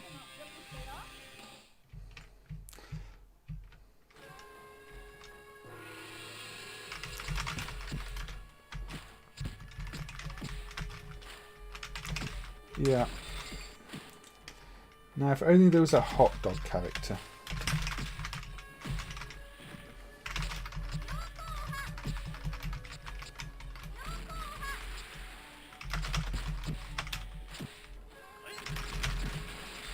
I mean, Primal Rage 2 could be some odd protection thing getting in the way that the hacks just happen to bypass. I'm really not sure. But the hacks are awful.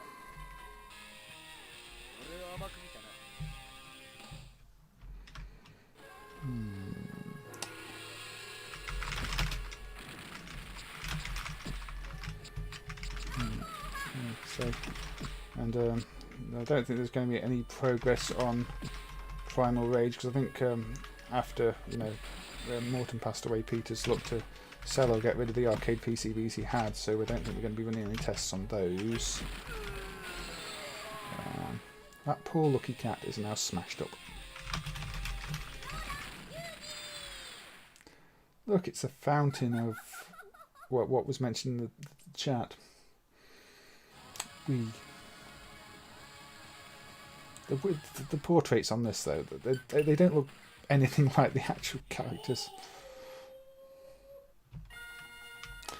Yes, it was an unlucky cat. Wrong place, wrong time. I do quite like this one. It's really cheesy. But for a Kaneko game, it plays well. I think maybe Kaneko's Jackie Chan fighter, or fighters, because there's two of them, even though they're not almost the same game, is probably more famous.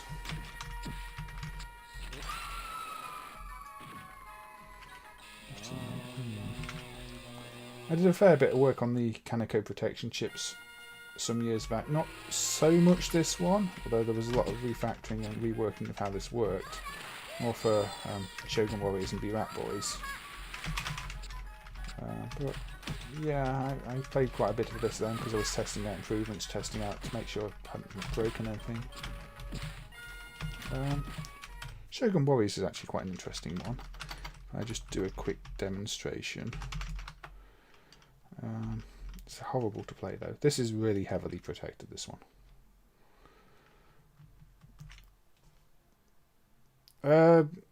Yeah, the Guilty Gear games, I think maybe it was a little bit premature to decide any of them were working. With the threading hack I did, there's a pull request for it that's not going to be merged. I have a feeling you might actually get 100% on that machine, because it hovers around, I think, 80 on my much older machine with it. Same for Capcom versus SNK. But say that, and Crazy Taxi, I bet you get 100% Crazy Taxi as well with that. But it's really unsafe and makes most other things crash or glitch. I mean, Metal Slug 6, even though it doesn't work in the first place, loses most of its graphics. Ikaruga completely glitches out at the second boss unless you've got frame sweep enabled, because it's overwriting the display list before it's rendered it. So, you know, that pull request can't officially be merged. But I'd definitely be interested in knowing if it does run at 100% with that on that machine, because that machine is obviously a fair bit newer generation and faster than the one I've got. And I have a feeling it probably would. So, yeah. What's the story with Tattoo Assassins? Big movie star director on board, big stars doing the game. Ridiculous crunch time development, no idea what they were doing, throwing everything against the wall, seeing what stuck, and somehow coming out with a game that never got released. There's a web page dedicated to the story behind Tattoo Assassins. Yeah, this is Shogun Warriors, and observe the title screen. Okay, and if we get the Primal Rage 2 is on PlayStation-based hardware.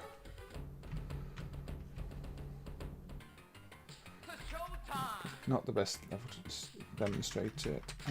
Hold on. Not the best. Sorry, I'm just trying to get a specific stage up, which isn't happening. Because it never happens when you want it to.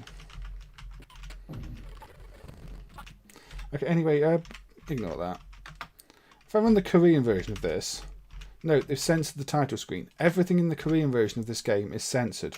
The red spot for the Japanese flag is gone from the Shogun Warriors title, and it's the same for any Japanese graphics in the game. Anything that looks Japanese remotely, any flags, any symbols of Japan, are completely removed from the Korean version of this game. It's one of the the most notable examples of censorship. I think there was some. This stage I was trying to get up on the other version, it didn't come up, but I think there were meant to be little Japanese flags on the fans there as well that have gone. And it's so strange to see, because it's still obviously a game heavily rooted in Japanese culture, but they just censored it all for Korea. Yes, Sumo and Kabuki. It's as bad as me naming my cat's cat, but, in different languages.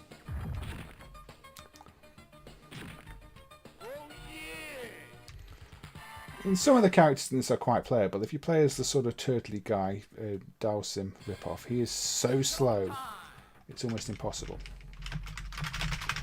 Let's see, waggle and ding and...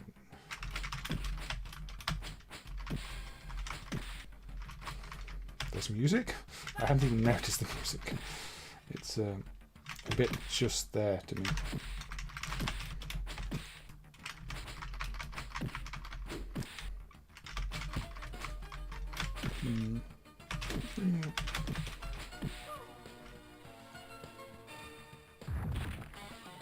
The music's very, very in the background, isn't it?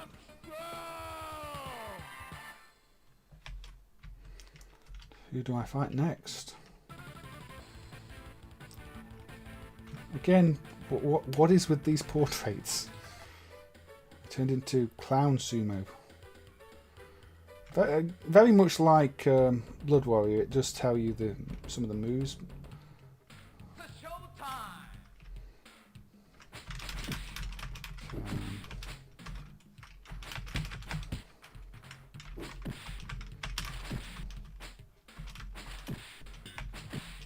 I say, have a look at that pull request, a draft pull request, and apply it to your local source and see what happens.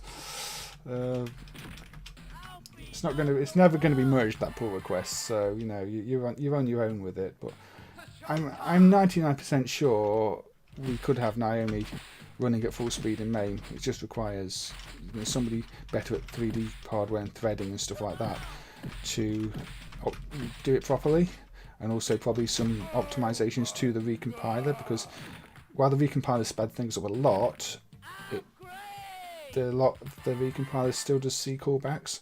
I don't know how frequently they're being used, but I think for a lot of the heavy and mass operations they're all still the C callback versions, which probably isn't ideal. So yeah. Meow, meow, meow. There you go. The continue screen's worth it, isn't it? There do seem to be a few timing issues with the emulation in this, because it shows you a screen all the time before it pops up. Ooh. Let's go with this. This is 19... Oh, okay. This isn't pre-Street Fighter 2. This is post-Street Fighter 2. That makes it all worse. Chihiro... In terms of drivers that do something, I think maybe the Chihiro driver, yeah, that's probably up there. Sushi Bar, yeah, Sushi Bar runs run about 80-90% speed. The Puzzle Bobble game on Naomi, the licensed one, that runs well as well. I was playing that at decent enough speed. Again, those are very realistic to have running at full speed if the driver was optimized a bit more. So I think in Crazy Taxi could be got to full speed with the right work put into it, but I don't know who's going to do that work, because the 3D drivers aren't really my thing. But apparently this came out in 1990, or didn't come out in 1993 rather, because it's a prototype. This one was added a couple of years ago, Atari's Cyberstorm. And yeah, this doesn't look like a game from 1993.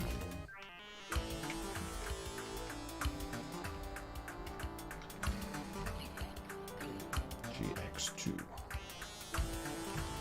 When you consider that, you know, Capcom had ended up coming out with Cyberbots, which is a robot-themed fighter that looks infinitely better than this thing. Yeah, this was emulated a few years ago. The music's horrible too. I mean, I can see why this didn't get released.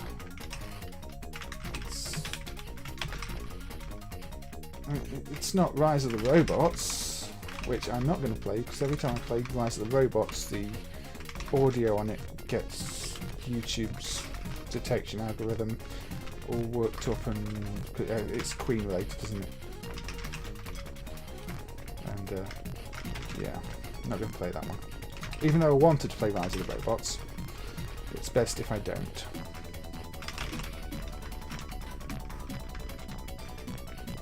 Yeah, it's just a poor game that I'm surprised is as complete as it is. To me, this is one of those that feels like it should have been abandoned much earlier on.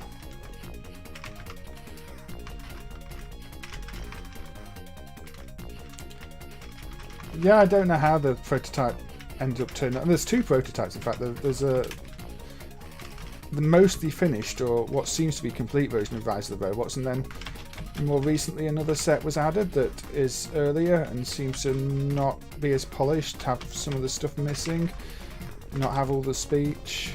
So the board's out there. I just wish that the quiz machine that's on the same hardware would turn up, because we have the boot ROMs to a football crazy quiz machine. But there's no hard drive for it, and nobody's seen one for many years. Nobody even seems to remember what the game was like, other than it's a quiz game from, you know, the fruit machine manufacturers that ran on that hardware.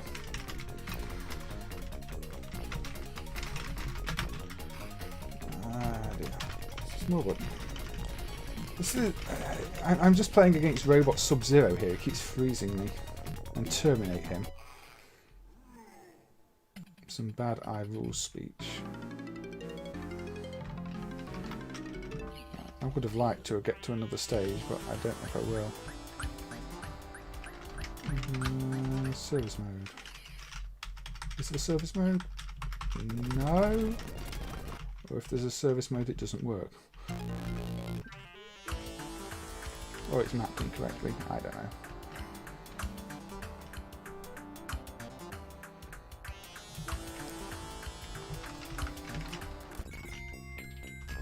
It's got plenty of levels. It's got one for each planet, apparently. You've frozen me again.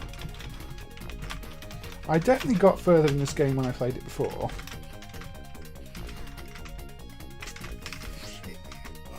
The range on the attack's awful too.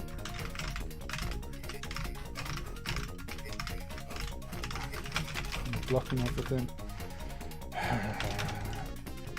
Oh, the service mode works there. It didn't work on F2. That's odd. Unlimited hits. More below. Debug stuff. No. Time strike. No. Difficulty. Easy.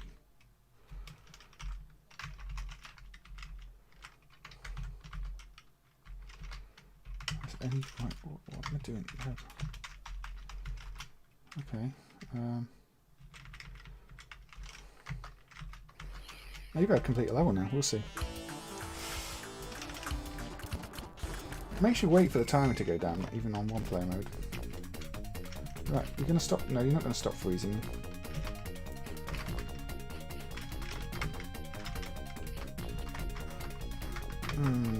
You're still blocking everything. Maybe difficulty's not implemented. 2-hit combo. But yeah.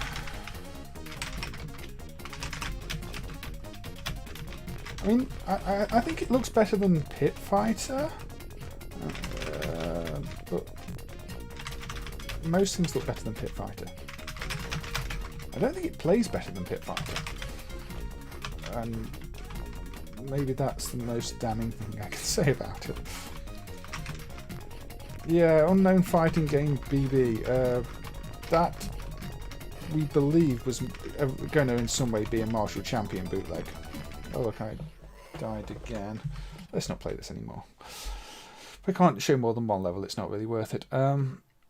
Yeah, that was just a prototype test board. The dev who dumped it said one of the characters was meant to be based on the guy who worked there or something like it, but I think they've since found out most of the character art that's embedded in the ROM was based on Konami's Martial Champion, which is on my list of possible games to play.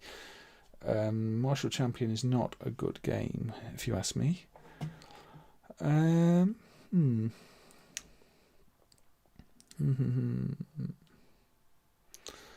had a game in mind that has just completely gone from my mind.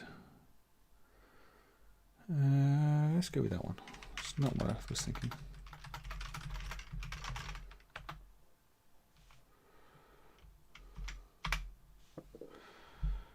Right.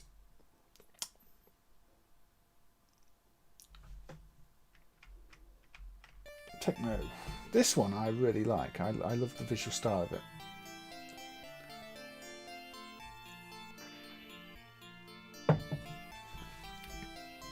One of the two games on the Tecmo system hardware, the other being the puzzle game Devum Dero Dero, which I also really like.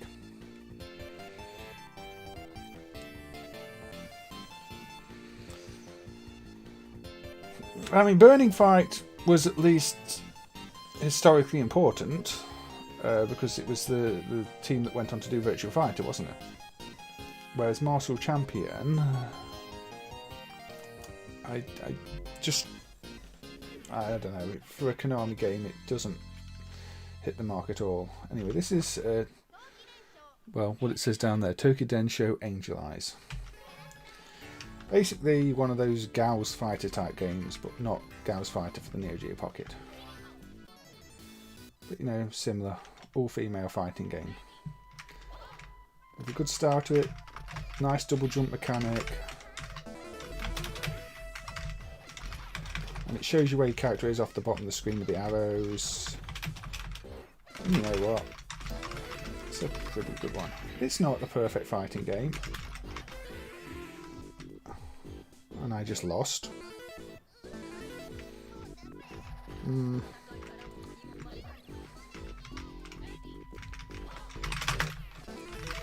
Maybe this wasn't the best character to pick.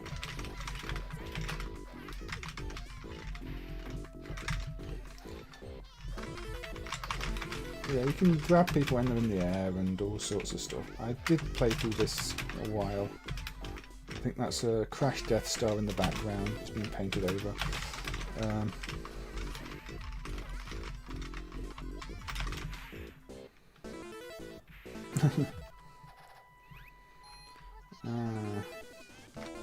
Is it one of those that's got some balance problems then? Sounds like it might have. But I like the whole jumping, multiple jump thing. It reminds me of the, you know, you've got all these things in the air like this. It's a bit like the Capcom Marvel games, isn't it? Where you can super jump in the air, fly around in the air, do moves in the air, and at times it feels like you're playing something more like Astro Superstars, where there's no ground at all. But yeah, again, this is one that I worked on the emulation of. Somebody else handled the protection side of it, but visuals, sprites, backgrounds, all that stuff. It's one of the older drives I did. I think Mesh Drivers in the chat there was responsible for getting the sound hookup working on it, because it's got quite a complex sound system. I mean, you've got a YMF 262, the 6295, and a YMZ 280B. So there's a mix of sound chips. Tecmo really went all out with the sound chips on this hardware for some reason, and then only made 2 games for it.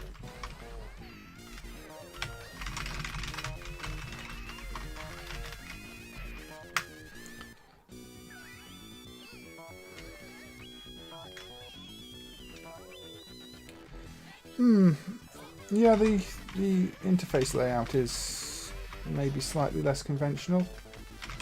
And when the Masters Fury one was dumped, people were saying, why don't more fighting games have the life bars at the bottom? And then people quickly realised, because it gets in the way when you're doing jump attacks. Although maybe in part that's why they've done it here, because some of the gameplay takes place in mid-air and they want to make it look central.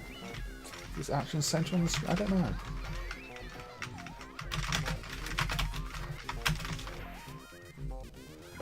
Obviously I have no skill playing these, but this feels satisfying.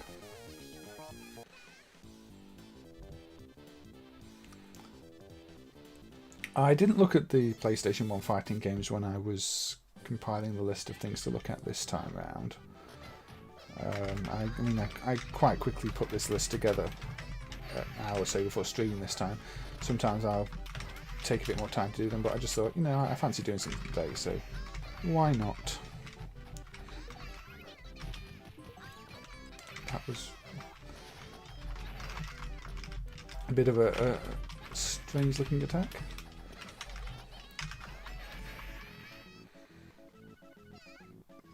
Wait, did I win? I wasn't looking at the screen. I was just button mashing and apparently I won. That's one of those games, isn't it?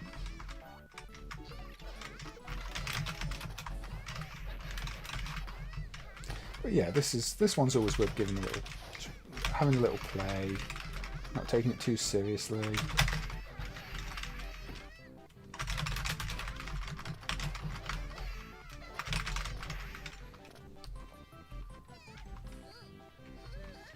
I didn't win that time.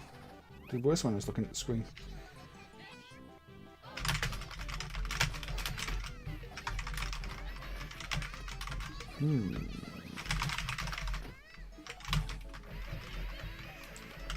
Well, looks like this game's going to be over very soon. Yep. Ah, yeah, Ashura Blade and Ashura Buster are both on the potential list for today. Quite unusual games from Fuki. Not a developer you associate with fighting games, really. Right, how much are you going to go?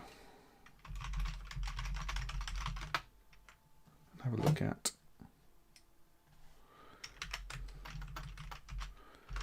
We are going to go with 1985 with Taiyo as the developer. Shanghai Kid. This is definitely pre-Street Fighter 2. Yeah, I'm not surprised with it being Fuki. I mean, not a big developer. This Shanghai Kid is one of those games that we're actually quite lucky to have emulated, because it's one with a big battery-backed CPU block where the game code is inside the block. And that's never a good idea, is it? I'm not going to play this for long because, frankly, I don't know how to play it. But, you know, it's... what? Hit no mark. It's like a Ya Kung Fu, but not as good. I think at the time, the idea I think they had with fighting games is that they should be slow and strategic, like maybe real fighting. I mean, that was one of the things that Street Fighter like really changed, was everything's just over the top and ridiculous, not hitting specific positions strategically.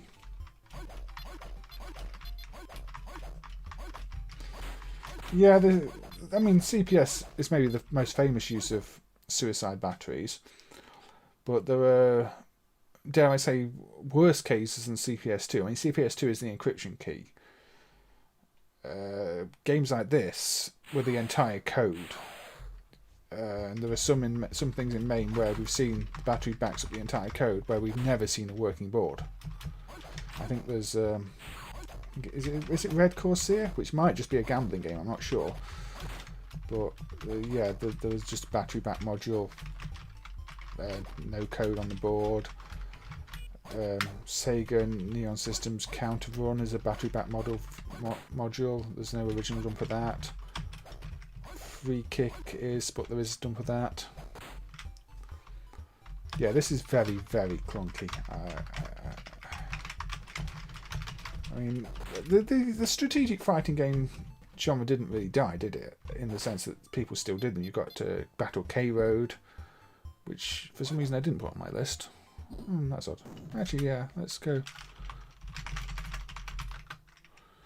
Let's put that on. I don't know why I didn't put this on my list. Yeah, I think the idea is the jump length is ridiculous. It's part of the appeal. It's one of the things that sticks in mind when you think of the game, is just how far the characters jump across the screen. This is Psycho experimenting a bit. Hello, I will be Sable. This is a strange mix of characters too. I'll be Jeff. But this has that more serious, slow, deliberate feel to it. Not as much as that game, but still.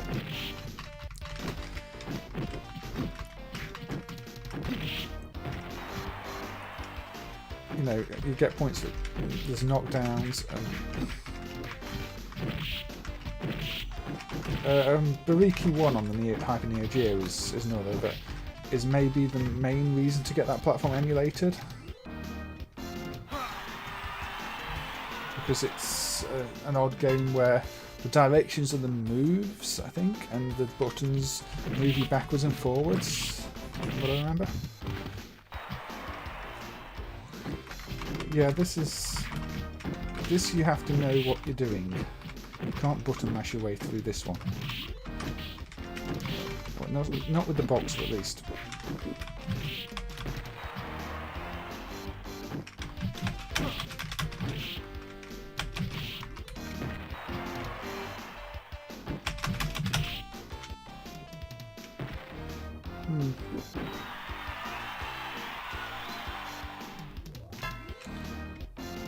I mean, to me, Yaya is one of the best pre-Street Fighter 2 fighters.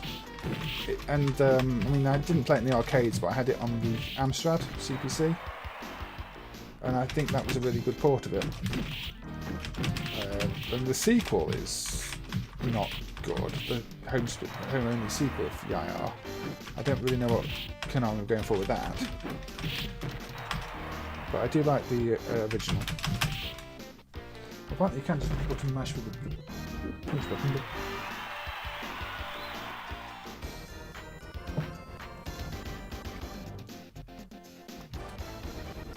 Oh, nice.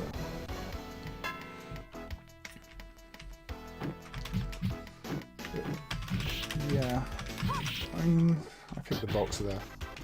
But you pick the other martial artists, you get different setups. So now it's not boxing; it's it's a different martial art.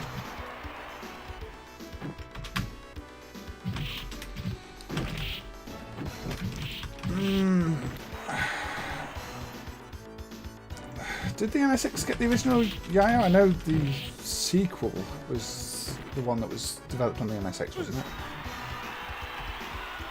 it? I'm not that familiar with the NSX. I'll be honest. I know it's got quite a lot of Spectrum ports, which always seemed strange to me. Yeah, that's the thing. This is a mixed martial art type game rather than a fighting game, and that's why I say it's a bit like Buriki. I mean, I can load up. Buriki doesn't work properly. I mean, this is not a playable game. I'm going to turn down the sound. But it is sort of playable, but the sprite priorities are such a mess, you're not going to want to play it. Or the background priorities. You've still got the debug screen on it as well, which is probably hidden. But this is, you've got all these different style martial artists here too.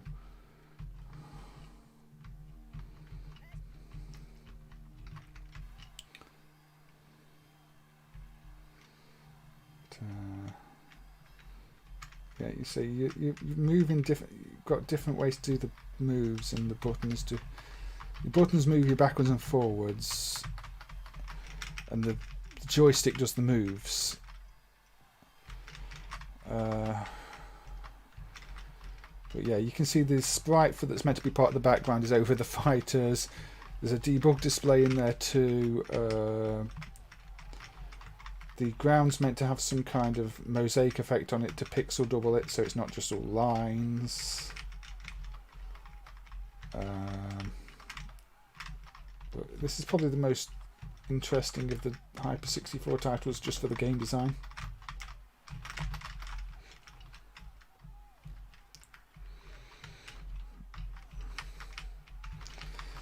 Yeah, I think that once it's emulated properly, this is probably the one people will consider to be the one worth looking at the platform for, if they're willing to put the time into it, just because it's so different to anything else I think he did. But in this state, it's just a bit of a mess. Fatal, I mean, if you're going to play a hyper game in MAME, Fatal Fury is pretty playable aside from the sound. Without the flickering, the Samurai Showdown games, alright, although they need a bit of optimization. The drive will get there eventually. I'm just not sure when. Right. Where do I go from here?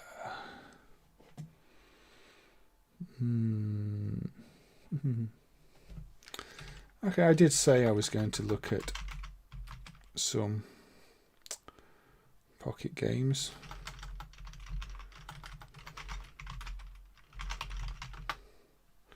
So let's go with the Neo Geo Pocket Color, which has got, I like that little intro. And yeah, I saw the Sprite Z fix went in. I mean, this should be the latest code. These priority errors I was showing, I think, are mostly background priorities and sprite background rather than Sprite Z. I think the Sprite Z was specific to some of the Samurai Showdown screens, possibly the how to play screens and things like that, where the speech bubbles were sprites and the text was sprites, and the order clearly needed reversing or sorting, whereas the other cases are something different, don't enable the same registers. That's one of the issues with the Hyper 64. There seem to be so many different modes. You know, you turn a single register on and suddenly the entire sprite behaviour is flipped. The front is back, back is front. I noticed that when I was looking at the driving games before. They use the highest sprite Z code to filter out the graphics, whereas other games use the lowest. And there just seemed to be a single sprite a bit in one of the registers that changed between them.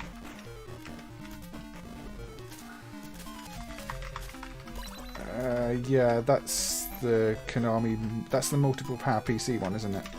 It's got like 2 power PC chips and everything else. I think it ran a bit better at one point than it does now, but I'm not sure. I seem to remember somebody saying that one had regressed a bit at some point, fighting Bujutsu.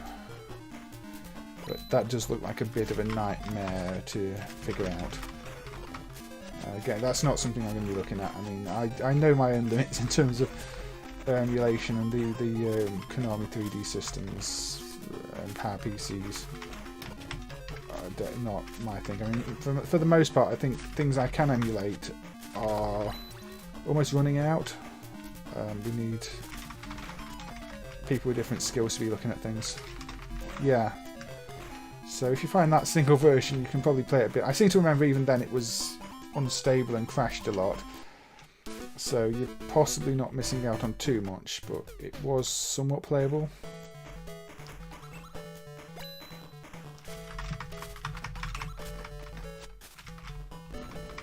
Yeah, that was the problem with quite a lot of arcade hardware that failed. Somebody had done something, produced better results for less, and so nobody used the worse, more expensive platform. But yeah, these Neo Geo Pocket Fighters do have their own little charm as handheld games. And I think if people are doing fighting games for the 8-bit home computers, they'd be, you know, be a good idea if they looked at some of these as inspiration for the games they were trying to create, because there's solid mechanics that can clearly run on a weaker hardware with only, say, 2 buttons. Rather than, you know, trying to do a remake of Street Fighter 2 for an 8-bit home computer, make something like this and you'll end up with a playable game that looks good and plays good and is already has the suitable design for one of those platforms. I mean, your sprites don't have too many colours in them. Oh, 3 power PCs. That's even worse. Yeah. You talk about the Saturn being an odd combination of hardware. Where would you start with 3 power PCs?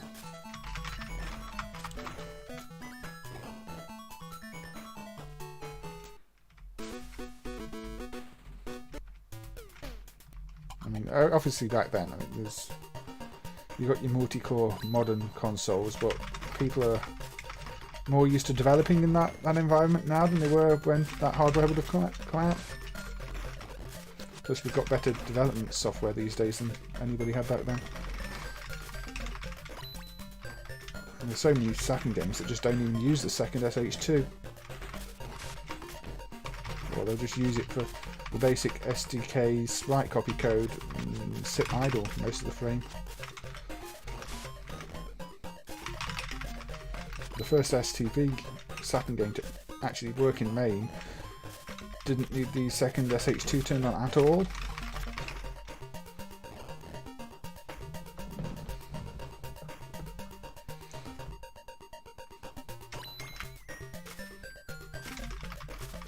That's always useful, yes. It's one of the advantages we might have with the later ARM-based plug-and-plays as well. They seem to have a lot of debug information enabled, at least the NAND bootloader thing it's got does. It tells you what it's trying to read, what it's detecting, and everything else. I don't know if there are going to be strings for the rest of the hardware, which apparently is somewhat 3D capable. For there are not many games on that hardware, and the ones I've seen, aside from the Star Wars ones, don't seem to use any kind of 3D. The Hero Portal ones are just terrible, almost sequel to Hyperscan beat-em-ups. You know, you put your character on the portal and get the character in game.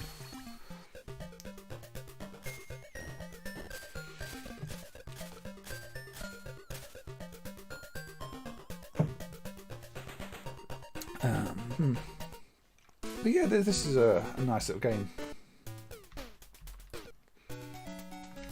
The music as well, the SNK have done a good job with the music. And it plays well, it responds, it's smooth.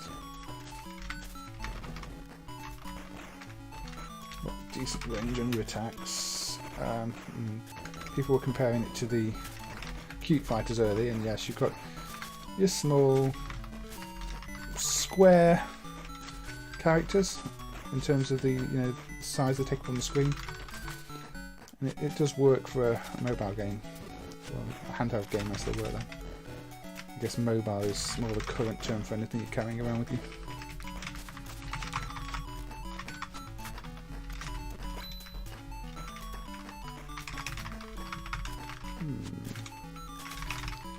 It's just a shame that the system really didn't do all that well. But SNK were struggling and Nintendo dominated this market, so it didn't stand much of a chance. I did always want one at the time, but never got around to picking one up. Saw them for sale once or twice, but then even the game shop that I saw them for sale at closed down not that long afterwards. It was just sort of that time when the smaller independent shops were vanishing.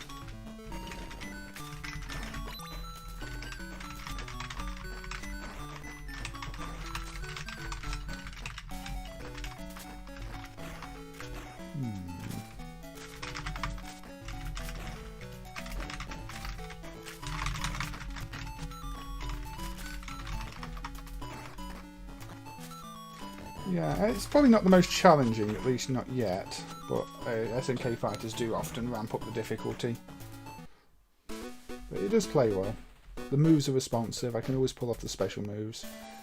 I don't know all the special moves, but it's responsive to your half circle, quarter circle type motions.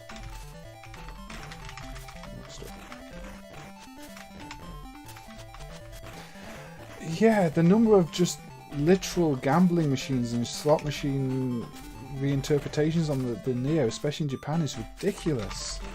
Neo Cherry Master, Neo this slot machine, this one, that one.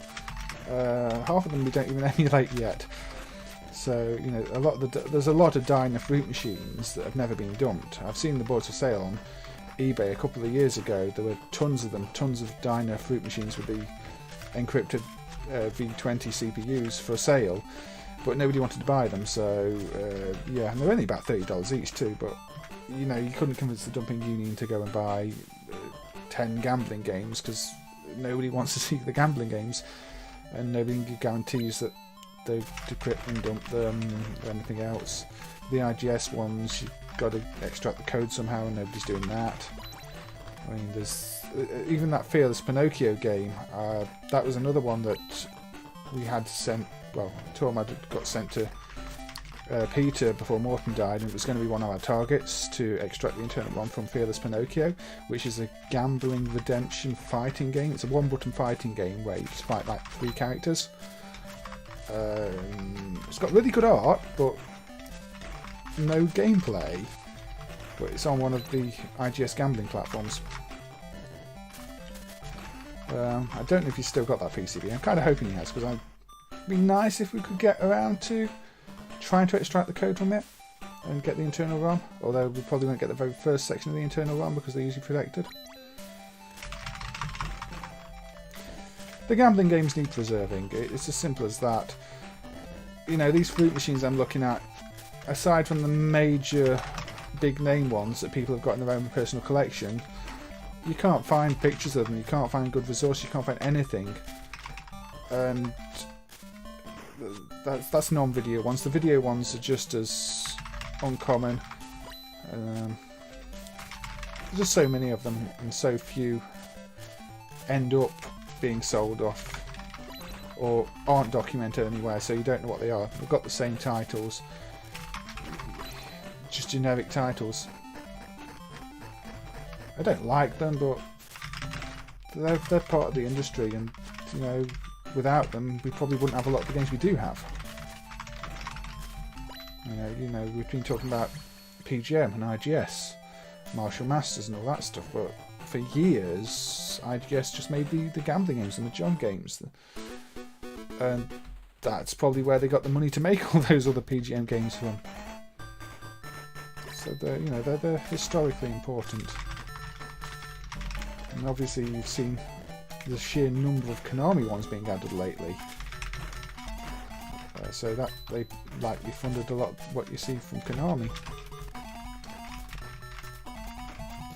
Not popular, but that's just how it is. For the actual fruit machines, there have been a few nice improvements that will be in the next release. The Sonic the Hedgehog one I showed on the previous stream, the alpha display code was updated, so it's now using SVGs in line in the actual layout. So the in-out fade works without ugly code, without creating a million textures to do it, and it looks a bit more like it should look. Not all the layouts have been updated to use that yet, but I'm sure they will be. Some of the other ones we still need internal ROMs dumped from display drivers and the like. I know some of the later systems are, they just send MCU commands and use shared RAM to update the displays, and those need simulating or dumping at some point. There's a lot of work to be done for the gambling games, and I can't do it all myself, and it's going to cost a lot of money to get it done as well. And you got to pick your battles sometimes individually, which is why I was doing more of the plug and play ones. But I'm hoping somebody does pick up the rest of the gambling things. Let's go video system. Another one I worked on the emulation of back in the day. Tao Taido. Yeah, Popo Bear is an odd one. That's from, was it BMC? And their only other thing are bad gambling games, yet that Popo Bear has no gambling elements at all. It's a snake-like game with bears and... hey, F205V, how are you doing? It's good to see you. Just talking about dumps and everything else, and you were heavily involved in that back in the day with the MAME Italia stuff, so it's good to see you drop by. Anyway, this is Tao Taido, video system fighter. The animation is awkward and stiff, and everybody looks like robots. The backgrounds are quite nice. This is a game, however, that's maybe noteworthy because it's got a 2-on-1 fighting mode, and that's not that common. So, I always like to look at these games that have something a little bit different in them, and this is one of them. But yeah, these are very robotic characters, aren't they?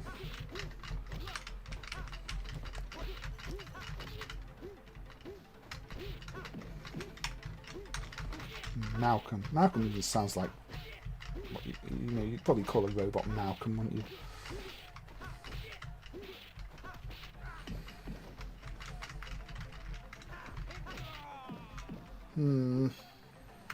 It's possible. I get a joining prompt at the end of a match. But yeah, this one you can join the second player, and now you've got 2 players versus the computer, or 2 players. In fact, there's just, it just becomes complete chaos. But there you go. And I think this is another one where there are various unused parts of the code that Steph found back in the day, along with Weltris, where they're obviously experimenting with different ways to do the multiplayer and different number of button configurations.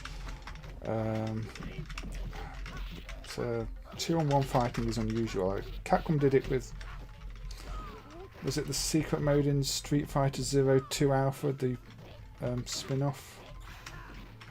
Not spin-off, the sequel-ish thing to Street Fighter Zero 2. The weird one that was only released in some regions and I don't know what to say.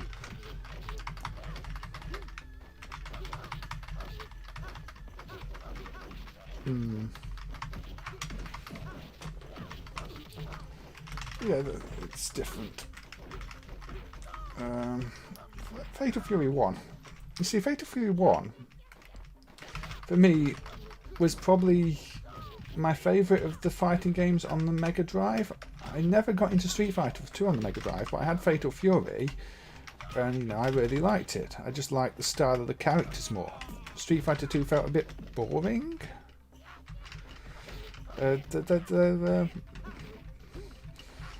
It's an X. I mean, oh look, he can fly. I'm not sure. It's an X.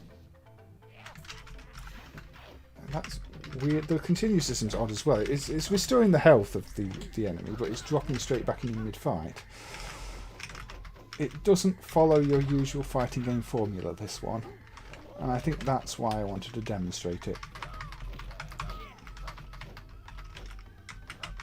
It's just so stiff.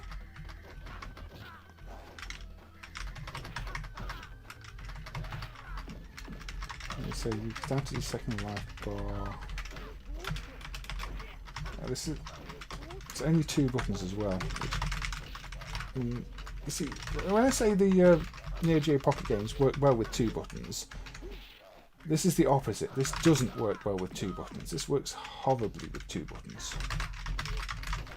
I can't remember if 2 buttons is because one of the clones has 3, or if 2 buttons is because it exists in the code to support 3, but the dump set doesn't. I might have to check that.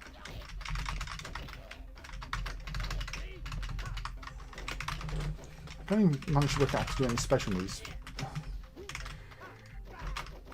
There clearly are some because he's doing something. Or do I have to charge them like that? Do I literally just have to charge them up first? Ah dear. Yeah. Oh yeah, it tells you the moves in the attract mode, doesn't it? Yes. There you go. It's another one of those. No, I appreciate you know, you talking in the chat. It's always good. It's one of the reasons I am enjoying doing these is having the company. Tao Taido 6-button version. There you go. Maybe the 6-button version is a bit more playable. Although I seem to remember the 6-button version was also more incomplete in some way. It's been a long time since I looked at these. Was this a 6-button version that felt like almost like it was a prototype? It might have been.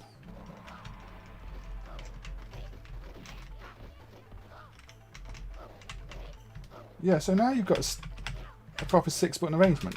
So there's a 2-button version and a 6-button version of this, which is really unusual. They feel like action figures too. It feels like I'm having to stand there and bend their legs for each move they do.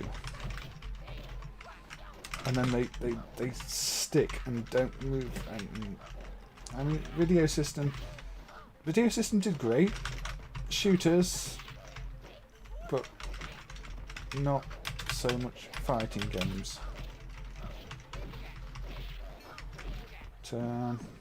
What are my main memories of this one?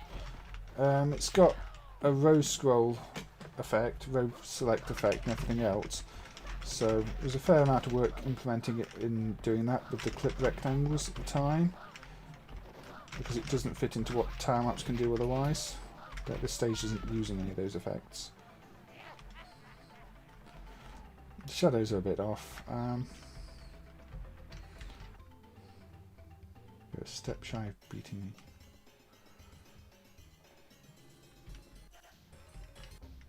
Chuck. Oh, just Chuck. Same stage, different characters.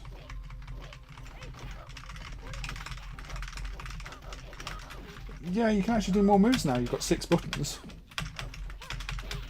It actually feels more like a game.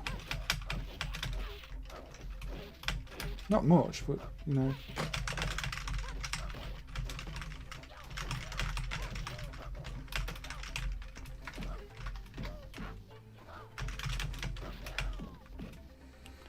I'm going to put on a game with broken shadows next.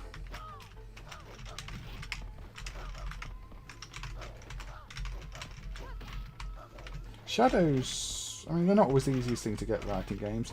I'm sure on a CRT they'd look a bit better because it looked transparent rather than this horrible flicker. But they are very bare bones in terms of just being a round circle, aren't they, that gets a bit bigger and smaller.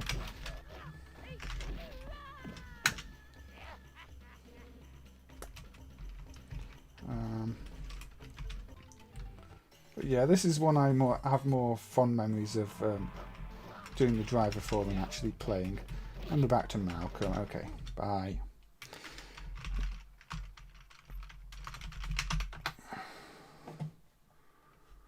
Right. We've gone from one Atari prototype to another. This one runs on Kojak hardware, which is a Jaguar with a different main processor and a hard drive. And lots of bad rendered graphics. And apparently quite jumpy sound.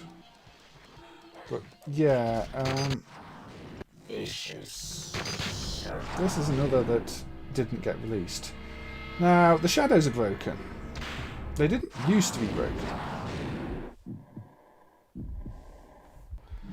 At some point, I'm guessing when bugs in the Jaguar drive were fixed, maybe to improve things like Tempest 2K, which is kind of playable in MAME, something else broke, because the shadows did actually used to render properly in this, but now it's clearly rendering probably the wrong area of memory, because they've got random pixels set in them, like it's rendering the shadows from completely the wrong memory.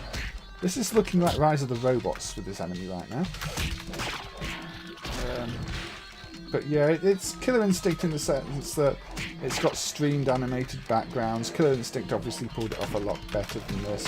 I'm not a big Killer Instinct fan, but yeah, I don't think streaming graphics from a hard drive was the best use of Jaguar's hardware capabilities, but the most famous games on the arcades, Area 51, Maximum Force, they're just stream video backgrounds, which seems like a waste, but for a failure of a system, maybe it's just the best. Yeah, I mean, this KI was released, this wasn't released. I think that probably tells you plenty. Atari in fighting games, they never did quite get it right. People say Primal Rage is... I'm guessing there's some finish I don't know here. People will say Primal Rage was good, but really it was a bit of a mess too. Last Blade 2. Last Blade 2 is stylish. But to me, Garou is a better looking game even on the Neo. Although, yeah, Last Blade 2 is a very stylish, good looking game.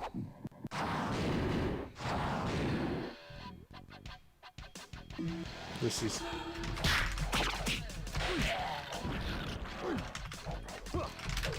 Yeah, I'm glad to see this emulated. And it's been emulated for a long time, and yeah, I think the shadows have been broken for about 10 years in MAME, because I was looking at older versions and I found some 0.16 video, 161 videos, and they were still broken. It's been a while. I'm not sure if it's reported, probably is. But nobody really wants to work on improving the Atari hardware, the Atari Jaguar hardware, because the hardware itself is such a mess. Pardon me. I've looked at it a few times and thought, where do I start? Because I'd like to get Checkered Flag, the racing game on Jaguar, running a bit better. I'm really curious about that one. And then I think there are still Jaguar games that don't work in the standalone Jaguar emulators. At some point, it really needs tackling. it's a little off-putting, especially when you look at the list of apparent real hardware bugs and things you can't do because they'll have unwanted side effects or do something completely different at certain times. Yeah, there's clearly some finish moves I don't know there to end his pain. It does have a Killer Instinct look in places, doesn't it? I think the first screen there feels... is Phoenix? I've not tried Phoenix actually. Yeah, I mean there's also... If you look at the program's addendums that are available on Jaguar hardware, it's like, don't do this, don't do this. The DMA might copy random bytes that are incorrect during the transfer or might not happen at all. So what can you do? What can you get away with? If you're emulating the Jaguar as well, you have to consider all the prefetch, all the step-by-step coding, because the games that are coded well tend to rely on that all working. So everything has to be step-by-step. The prefetches have to happen at the right time. You know, it's a mess. And that's just to get some very ropey looking games that barely work on original hardware running. Yeah, the sound effects feel like stock library sound effects.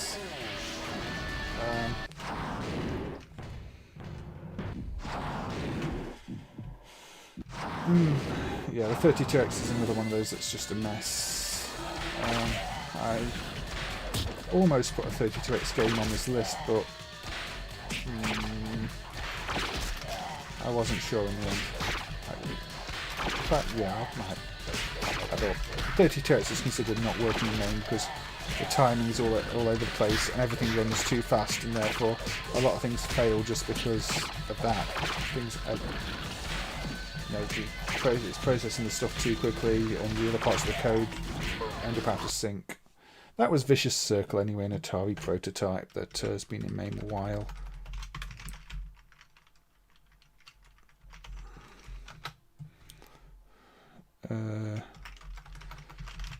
Here's a bad 32X game that I'm going to play for like a minute. It looks promising on the Sega logo, you know. I always like the nice animated Sega logos. But it's downhill from here, and this barely holds together. It's one of those where if I increase the CPU sync, it breaks more than if the CPU sync is loose, which makes no sense whatsoever, but, you know, that's what happens. Brutal paws of fury unleashed above the claw.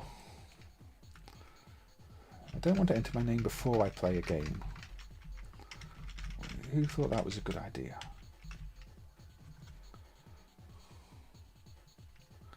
Everything is so slow.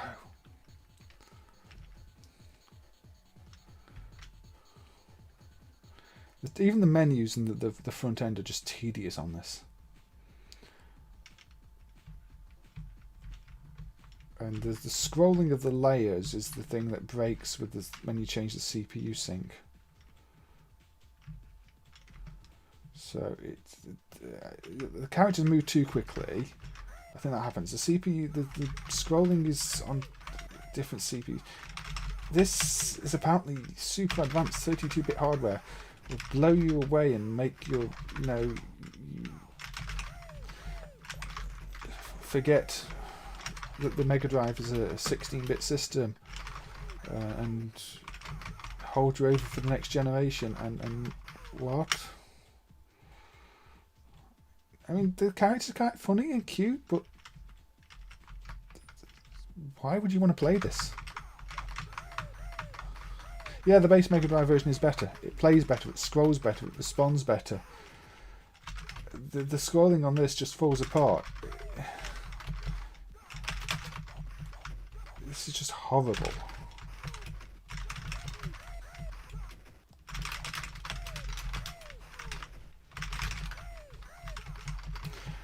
This is brutal. Brutal Unleashed, above the claw. I don't think 3DO does anything of note in MAME. I might show the boot logos, but that's it. Yeah, I'm not playing that anymore. That is just painful. Ooh,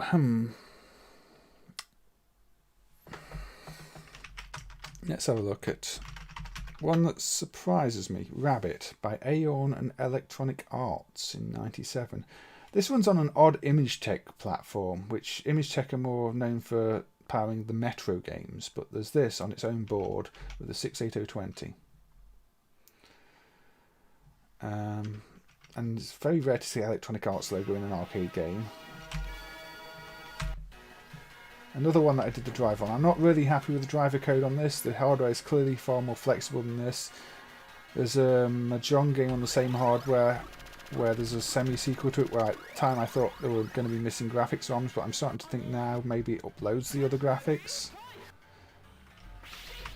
I do wonder if the sample decoding is slightly wrong on this still, because it seems very scratchy. There's a Saturn version of this too, so this wasn't an arcade exclusive. But it just feels like a very unusual thing to see, given the hardware. You know, the Image Tech, this specific Image Tech chip wasn't used as much. Yeah, I'm going to turn the volume down on this because it's hurting me. So I don't know if there is an obvious fix to the sample decoding. Yeah, and there's some graphical issues there, like the characters disappear. It probably shouldn't clear the frame buffer. It's probably meant to be a hold sprite effect. It clears the frame buffer instead. So the emulation's a bit ropey on this one. And the way I've implemented the zoom is rendering to a buffer that's bigger than the screen, then zooming that buffer. But I might have to re-implement it more like I did the setter stuff recently. It can do raster effects and row scrolls on the buffer too, and it's a bit messy. But it's not a bad looking game. It's got that whole JoJo type thing going on with the characters that follow your character around, your alter egos like this. Does the Saturn version have animation cut? That's a shame. I would have thought it would be able to manage it, at least with the RAM cart. But maybe it doesn't use it. See, this is running too fast there. Obviously there's some timing interrupt problem there, because that was just zooming through the text. In fact, the whole game might be running a bit too quickly. It does feel very fast. I don't know if it was always this fast. It's one of those drivers that could probably do with a fresh look after all these years. It seemed good at the time, but maybe it's not. Yeah, there's like a bit of a lack of contrast between them. You find some people will say that it's good that everything's colourful. There's a bit of a visual glitch there where something's not rendering or zooming properly. The emulation's definitely not perfect.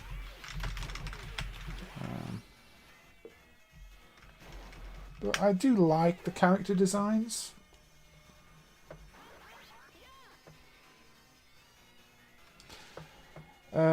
I assumed Final Burn added it then. I mean, the Final Burn devs aren't really very happy with Fightcade because licensing issues. Fightcade have got Patreon, and Final Burn's meant to be no commercial means as in the license. You can't, get ask for donations or funding if you're using Final Burn. So there's a bit of bad blood between them. So I don't know.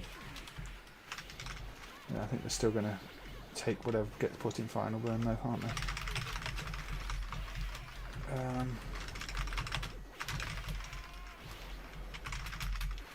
It's a shame, but if you look in the Final Burn license, it just say don't ask for donations, strictly non-commercial, all this, all that, and then you go to the Fightcade page and it's right there on their front page. You can give us money for the, and they're not too happy about that because the actual Final Burn developers don't ask for money, and it's one of those things. If anything, I think Fightcade might be better trying to use the current versions of MAME for the base version of their product, but they're probably too invested in Final Burn at this point.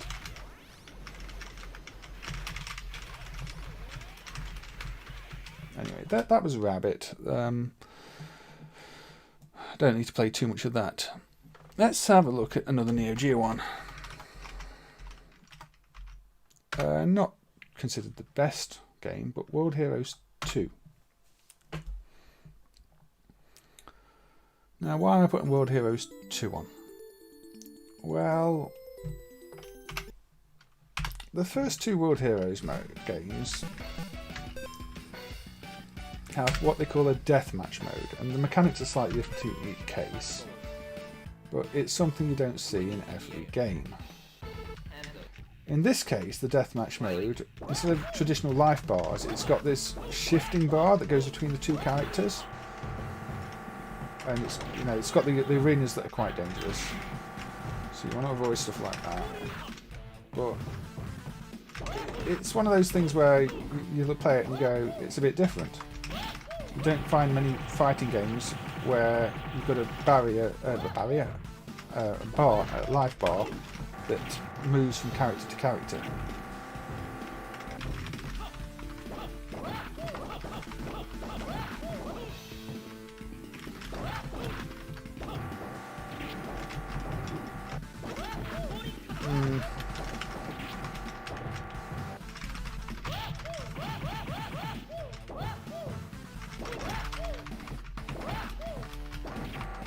Yeah, Final Burn Neo is what they renamed it to differentiate and distance themselves from the person who had the right to the previous domain and stuff, because it seemed their own developers were not respecting the license that the rest of the software had been developed under, unfortunately.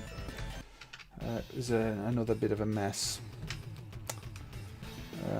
There are so many messes like that in licensing and emulation. That's why with the Switch collection from Capcom, the Capcom arcade one, we were really happy to actually see them license the MAME code they used properly and credit us in the licensing section to say they'd used the code that was under the BSD license. The CPS emulation, the Q-Sound emulation they're clearly using from MAME, and that's fine. Sadly, that got quite a bad reception because apparently it's really, really laggy on the inputs. They've messed up the input code, which is nothing to do with MAME. That seems to be Capcom's RE engine, and their YM emulation on some of the earlier titles is really off. Although, if you've been watching the MAME GitHub, you'll see that Aaron has created a pull request for a complete rewrite of the YM emulation under the BSD license, which would have been free for them to use. I'm going to guess the earliest version that goes in might have a few issues, but once it matures, that gives people doing console ports and emulation on consoles an option for YM sound under a license they can use, which has been something that's been missing for a long time. So that's actually going to be a really important step in terms of emulation, commercially available on consoles, fully properly licensed. So I mean, it's possible that you'll see the developers of that product end up integrating that into a patch if they want to improve, if they can't improve their own. But we'll see. It depends if they're paying attention to what's going on or not, I guess. Yeah. Anyway, this is the second of the Kaneko Jackie Chan games. The emulation of this did improve a few years ago. Cam fixed some of the priorities up, so this intro is a bit better than it was before priorities were broken in the intro. There are still, unfortunately, all these gaps in the zooming, and that's from the. Actually, it's the same sprite chip as the Supernova, and I think you've seen Gauss Panic 4. There were some gaps there too, so there's some precision issues with the zoom, which are a bit difficult to fix. And this always felt like a weird remix version of the first Jackie Chan game, because it's got all these miscoloured characters, and I thought, is the emulation broken? Why are they blue? Why are they green? But that is just how this version of the game is. Yeah, there do seem to be M2 related credits, which means it's not some terrible .mu type mess. Unless they've just used some things they've licensed from M2, somebody else has done it, but I don't know. I mean, M2 stuff is usually solid. That's why I'm really surprised by the YM emulation being so off in it. I thought they actually had their own emulators that were much better. But, yes, obviously, this is Jackie Chan This game seems to be quite well known, probably because it's Jackie Chan. That's a shame, but yeah, maybe that's why the emulator isn't quite as good for anything that's not from MAME. Fingers crossed they get somebody in to fix it, because it's a bit of a shame in the state it's in. And things like it running worse in docked mode than portable mode just seems strange. But it's maybe Capcom's RE engine's not really designed for that kind of thing with low response times. If it's more designed for 3D games, I'm not sure. I wouldn't bother with Antstream Arcade. I mean, they've gone freemium model now. I'm sure they'll be closing down soon. That type of streaming subscription anti-ownership model, it's got nothing to offer if you ask me. Just try and buy things when they're available, not subscribe to such things.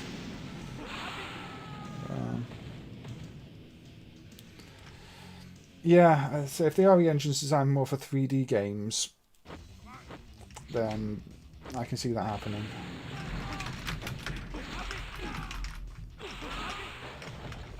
But, I've seen other 3D engines that really aren't ideal for getting things onto the screen quickly.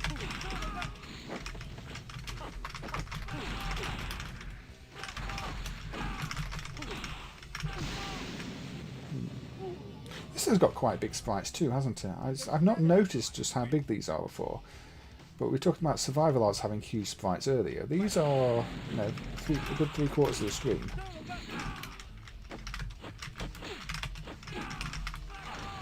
Again, this is another one with lots of protection from Kaneko, which they like to do at this point in time. And I'm not very good at it. I think these companies are starting to learn more about these things, low latency and the like. Yeah, Unreal Engine was, especially on previous generations, absolutely horrible for that. I think maybe the newer versions have improved because they've realised that it's important, but it was never a priority. We went through, you know, at the time, and you do really notice it. I still struggle to play other games too of that era. Sonic Generations, the lag feels too bad to me to enjoy it. That's not Unreal Engine as far as I know, but just another example of lag and latency taking the back seat. Some of the other retro collections around that time have a similar issue. But, I think it's been a learning experience for a lot of developers. And just like the whole thing with the licensing of the emulator, it's going to be a learning experience. So I think we'll see more cases where things are properly licensed now. But it's just a case of taking time for people to realise they really do have to do things properly. They can't just keep stealing old code from little versions that can't be licensed and pretending they haven't and everything like that. Anyway, that was Jackie Chan, another Kaneko game. What time are we on? We're on almost 3 hours. So I'm not going to be playing too many more games. I'm going to bring up one right now that I'm probably going to feature again in a future stream because I want to do a bad spin-offs / sequels stream, or and this one probably counts. Capcom Final Fight Revenge. And when somebody wanted a Final Fight sequel, I think the last thing they wanted, pardon me, was a 3D versus fighter.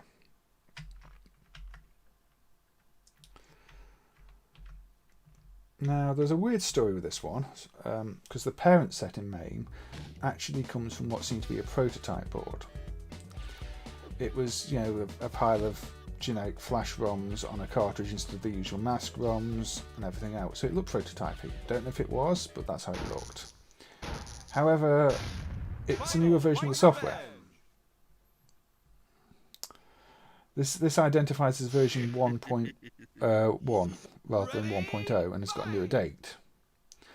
So despite looking like a prototype card, it does seem to be newer code. Unfortunately, the emulation is not perfect. There are some special moves with certain characters that do lock up the game and a few priority glitches. I don't know if those are actual bugs in the game. It seems unlikely you'd have a soft lock in the game, although it's a very rough looking game. I also don't know if there are problems in this new parent set, because I've only ever seen people play this new parent set when triggering the bugs. But that's with the parent set some people play.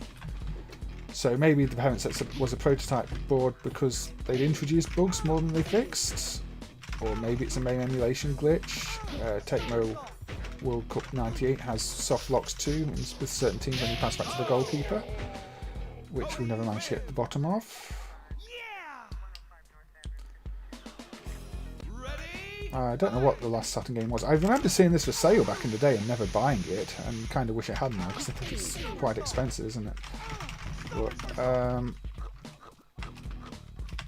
at the time, I didn't even know. I didn't have a Saturn. I didn't know it wasn't even a Final Fight game. Really, it was this thing. I think there were worse games to play, but it's ugly for a 1999 fighter. It's ugly, and it's silly, like Tattoo Assassins. You know, you've got moves where you turn into a car and run people down. Jessica. I think the priority on the text is wrong there. But yeah, the emulation of this did improve a few years ago, although at the same time it did take a bit of a performance hit, which is why it's dipping slightly under 100% here. Again, Saturn driver needs optimizations badly. So, yeah. But all anybody really wanted as a Final Fight sequel was another Final Fight game. I don't think anybody asked for this. This stage is quite a bit slower than the other one. I don't really know why, but it is. Who's doing C64 disc dumping? I mean, I don't know personally about dumping. I think in terms of people you'll find streaming, Hazemaker 64, not spelt like my name, but Hayes Maker 64 knows a lot about the Commodore scene. And you get System 11, who's done a lot of MAME dumping in the past, although he still has quite a few things to dump, who will be in the channel. So if you're on Twitch, you might get a response from Hazemaker64 if you drop into one of his channels and ask. Maybe somebody there will know, because that is close to the C64 scene. You know, I've never owned a C64, and it's not a scene I followed, but that's the best I can say in terms of people I know who might know about C64 dumping.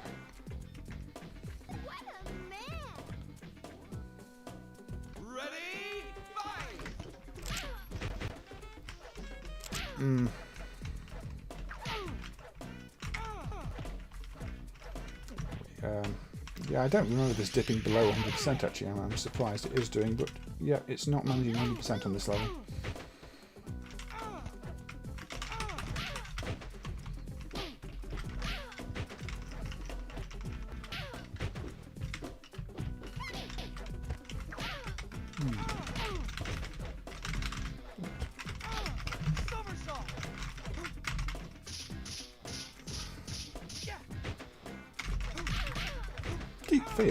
Deep Fear was actually not that bad. I think it's like one of those that didn't ever leave the Saturn too. Oh yeah, Capcom on the Saturn, you know, you've got all the great CPS2 ports and everything else, haven't you? And the Dreamcast, yeah, like you say, you've got all the Naomi ports. I don't think Capcom alone can save a platform.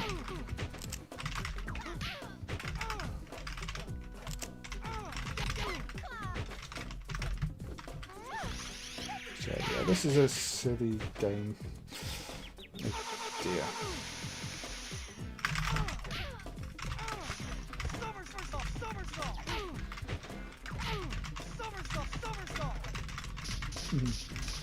Project Justice doesn't have licensing issues or something like that mean it can't be re-released or something. I don't remember. I'm sure I've read something about it.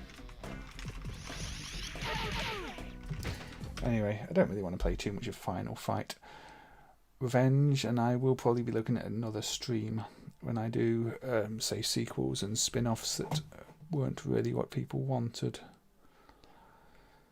Ooh, gone 3 hours now, so I'm going to say the next game is the last game. I'm going to go with one that was mentioned in the chat earlier.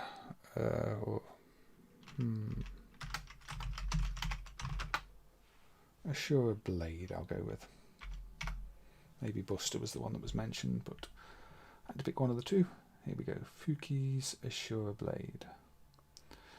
Very similar hardware to the Fuki F2 platform, which was the previous one, but with a better CPU and banked ROM for more characters, but otherwise practically the same thing hooked up to the 32-bit system. This has got lovely character art, lovely animation, and it's not what you expect from a small, relatively unknown developer.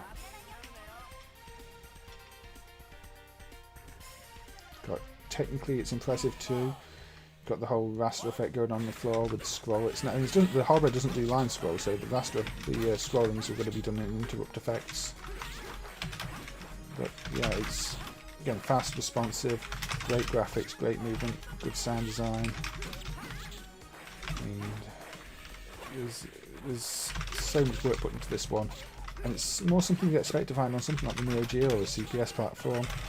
But it's just this obscure F3 board.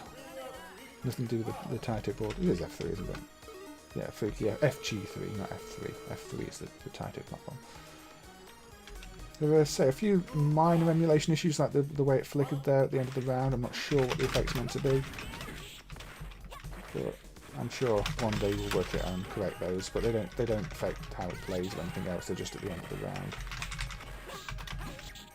But this is another one of those that I will often recommend to people if they're looking for obscure MAME games. I just remembered I didn't actually get around to Tattoo Assassins either. That will have to be done for another time. Maybe I'll try and do a stream of outrageously over-the-top games at some point. I think it would fit in that stream quite well. Yeah, Ashura Buster's the sequel, and it does feel like there's less production value to it. The whole ready fight animations between the stages are lacking. It just doesn't have the polish. Maybe they were intentionally trying to streamline things a little bit and just focus on the game, but a lot of what makes this so impressive is like where it goes two arms there and fight there. It's just that little bit of polish you want. It makes the game stand out. But yeah, this one was emulated first, and I was a little bit disappointed when the sequel was emulated because it just didn't quite have everything this did. Again, this is one that I worked on the emulation of back in the day. And again, I think one where Mess Drivers in the chat there did hook up the sound, which is the YMF 278B. In fact, he might have emulated the sound at that point, but I think the chip might have not been emulated at the time the game was emulated. This might have been one of the early uses of it.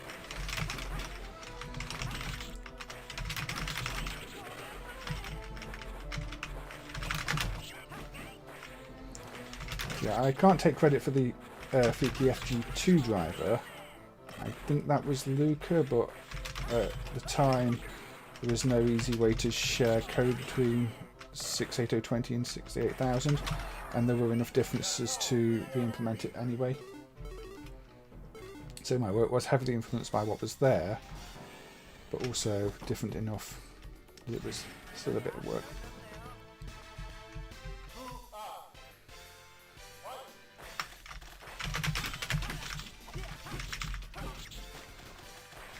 Hey man Shovel, how you doing? Yeah, just dropping in at the end of the stream, I'm afraid, but unless you've been lurking, which is also absolutely fine. But we are on 3 hours 10 minutes now, and my general plan was to do a 3-hour stream, so I will be closing things down after this game. But,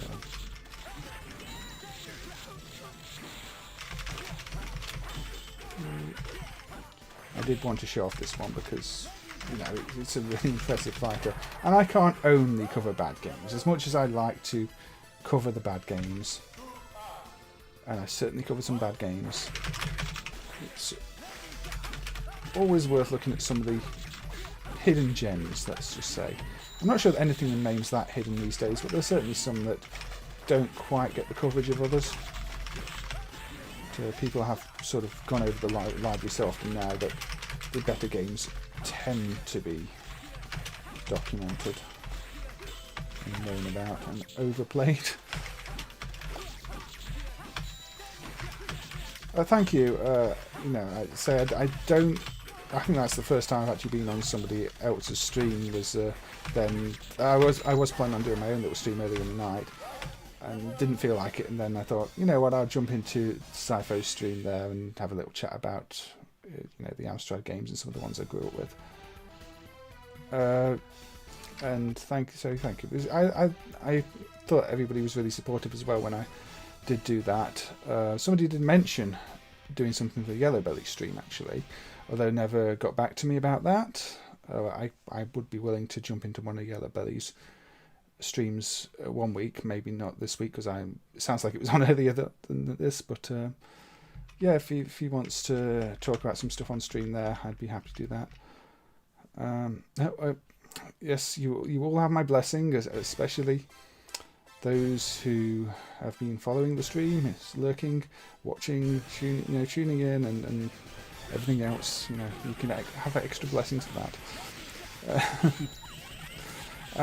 So thank you for joining in and chatting, Bertman. It's been a pleasure to actually have people to talk to, as always. Yeah, I do remember X2222. Where we've got no sound ROM for that, unfortunately, or anything else, because the developer who provided that didn't work on the sound stuff. And we've got a debug build, which is the final version with correct graphics, but a load of debug overlay, and we've got a prototype with mismatched graphics but no debug overlay. Still people that say there is a board of that out there somewhere, so I'm kind of hopeful that one day the X2222 board shows up and we can get a complete dump along with the sound ROMs and everything else. But that's an odd one in the sense that it doesn't use a palette. The graphics are all stored in the ROM in RGB pixel format. Alright, well, I will be probably covering shooters again at another stream. I don't know when, because this is generally all unplanned. Yeah, MAME can run some Atomic Wave, but not fast. It's the same as Naomi hardware and the like, so I wouldn't. Yeah, you can ask me on Twitter. Just tag me in something or reply to something I posted, and hope they'll get a notification. I know some people have tried in the past and said the notification's not gone through or something like that. But usually, if that happens, I will see and reply. So. Yeah, give that a try. Anyway, so yeah, I'm gonna quit out of this now because I am closing up the stream. So thank you to everybody who has dropped by and everybody who's joined in the conversation, everybody who's been lurking, and everybody watching this on catch up too, because that always helps. And I hope you've seen something, enjoyed something, discovered something. And I hope you tune in another time, and I've not put you off or anything like that. Anyway, so thank you to everybody, and I will see you next time.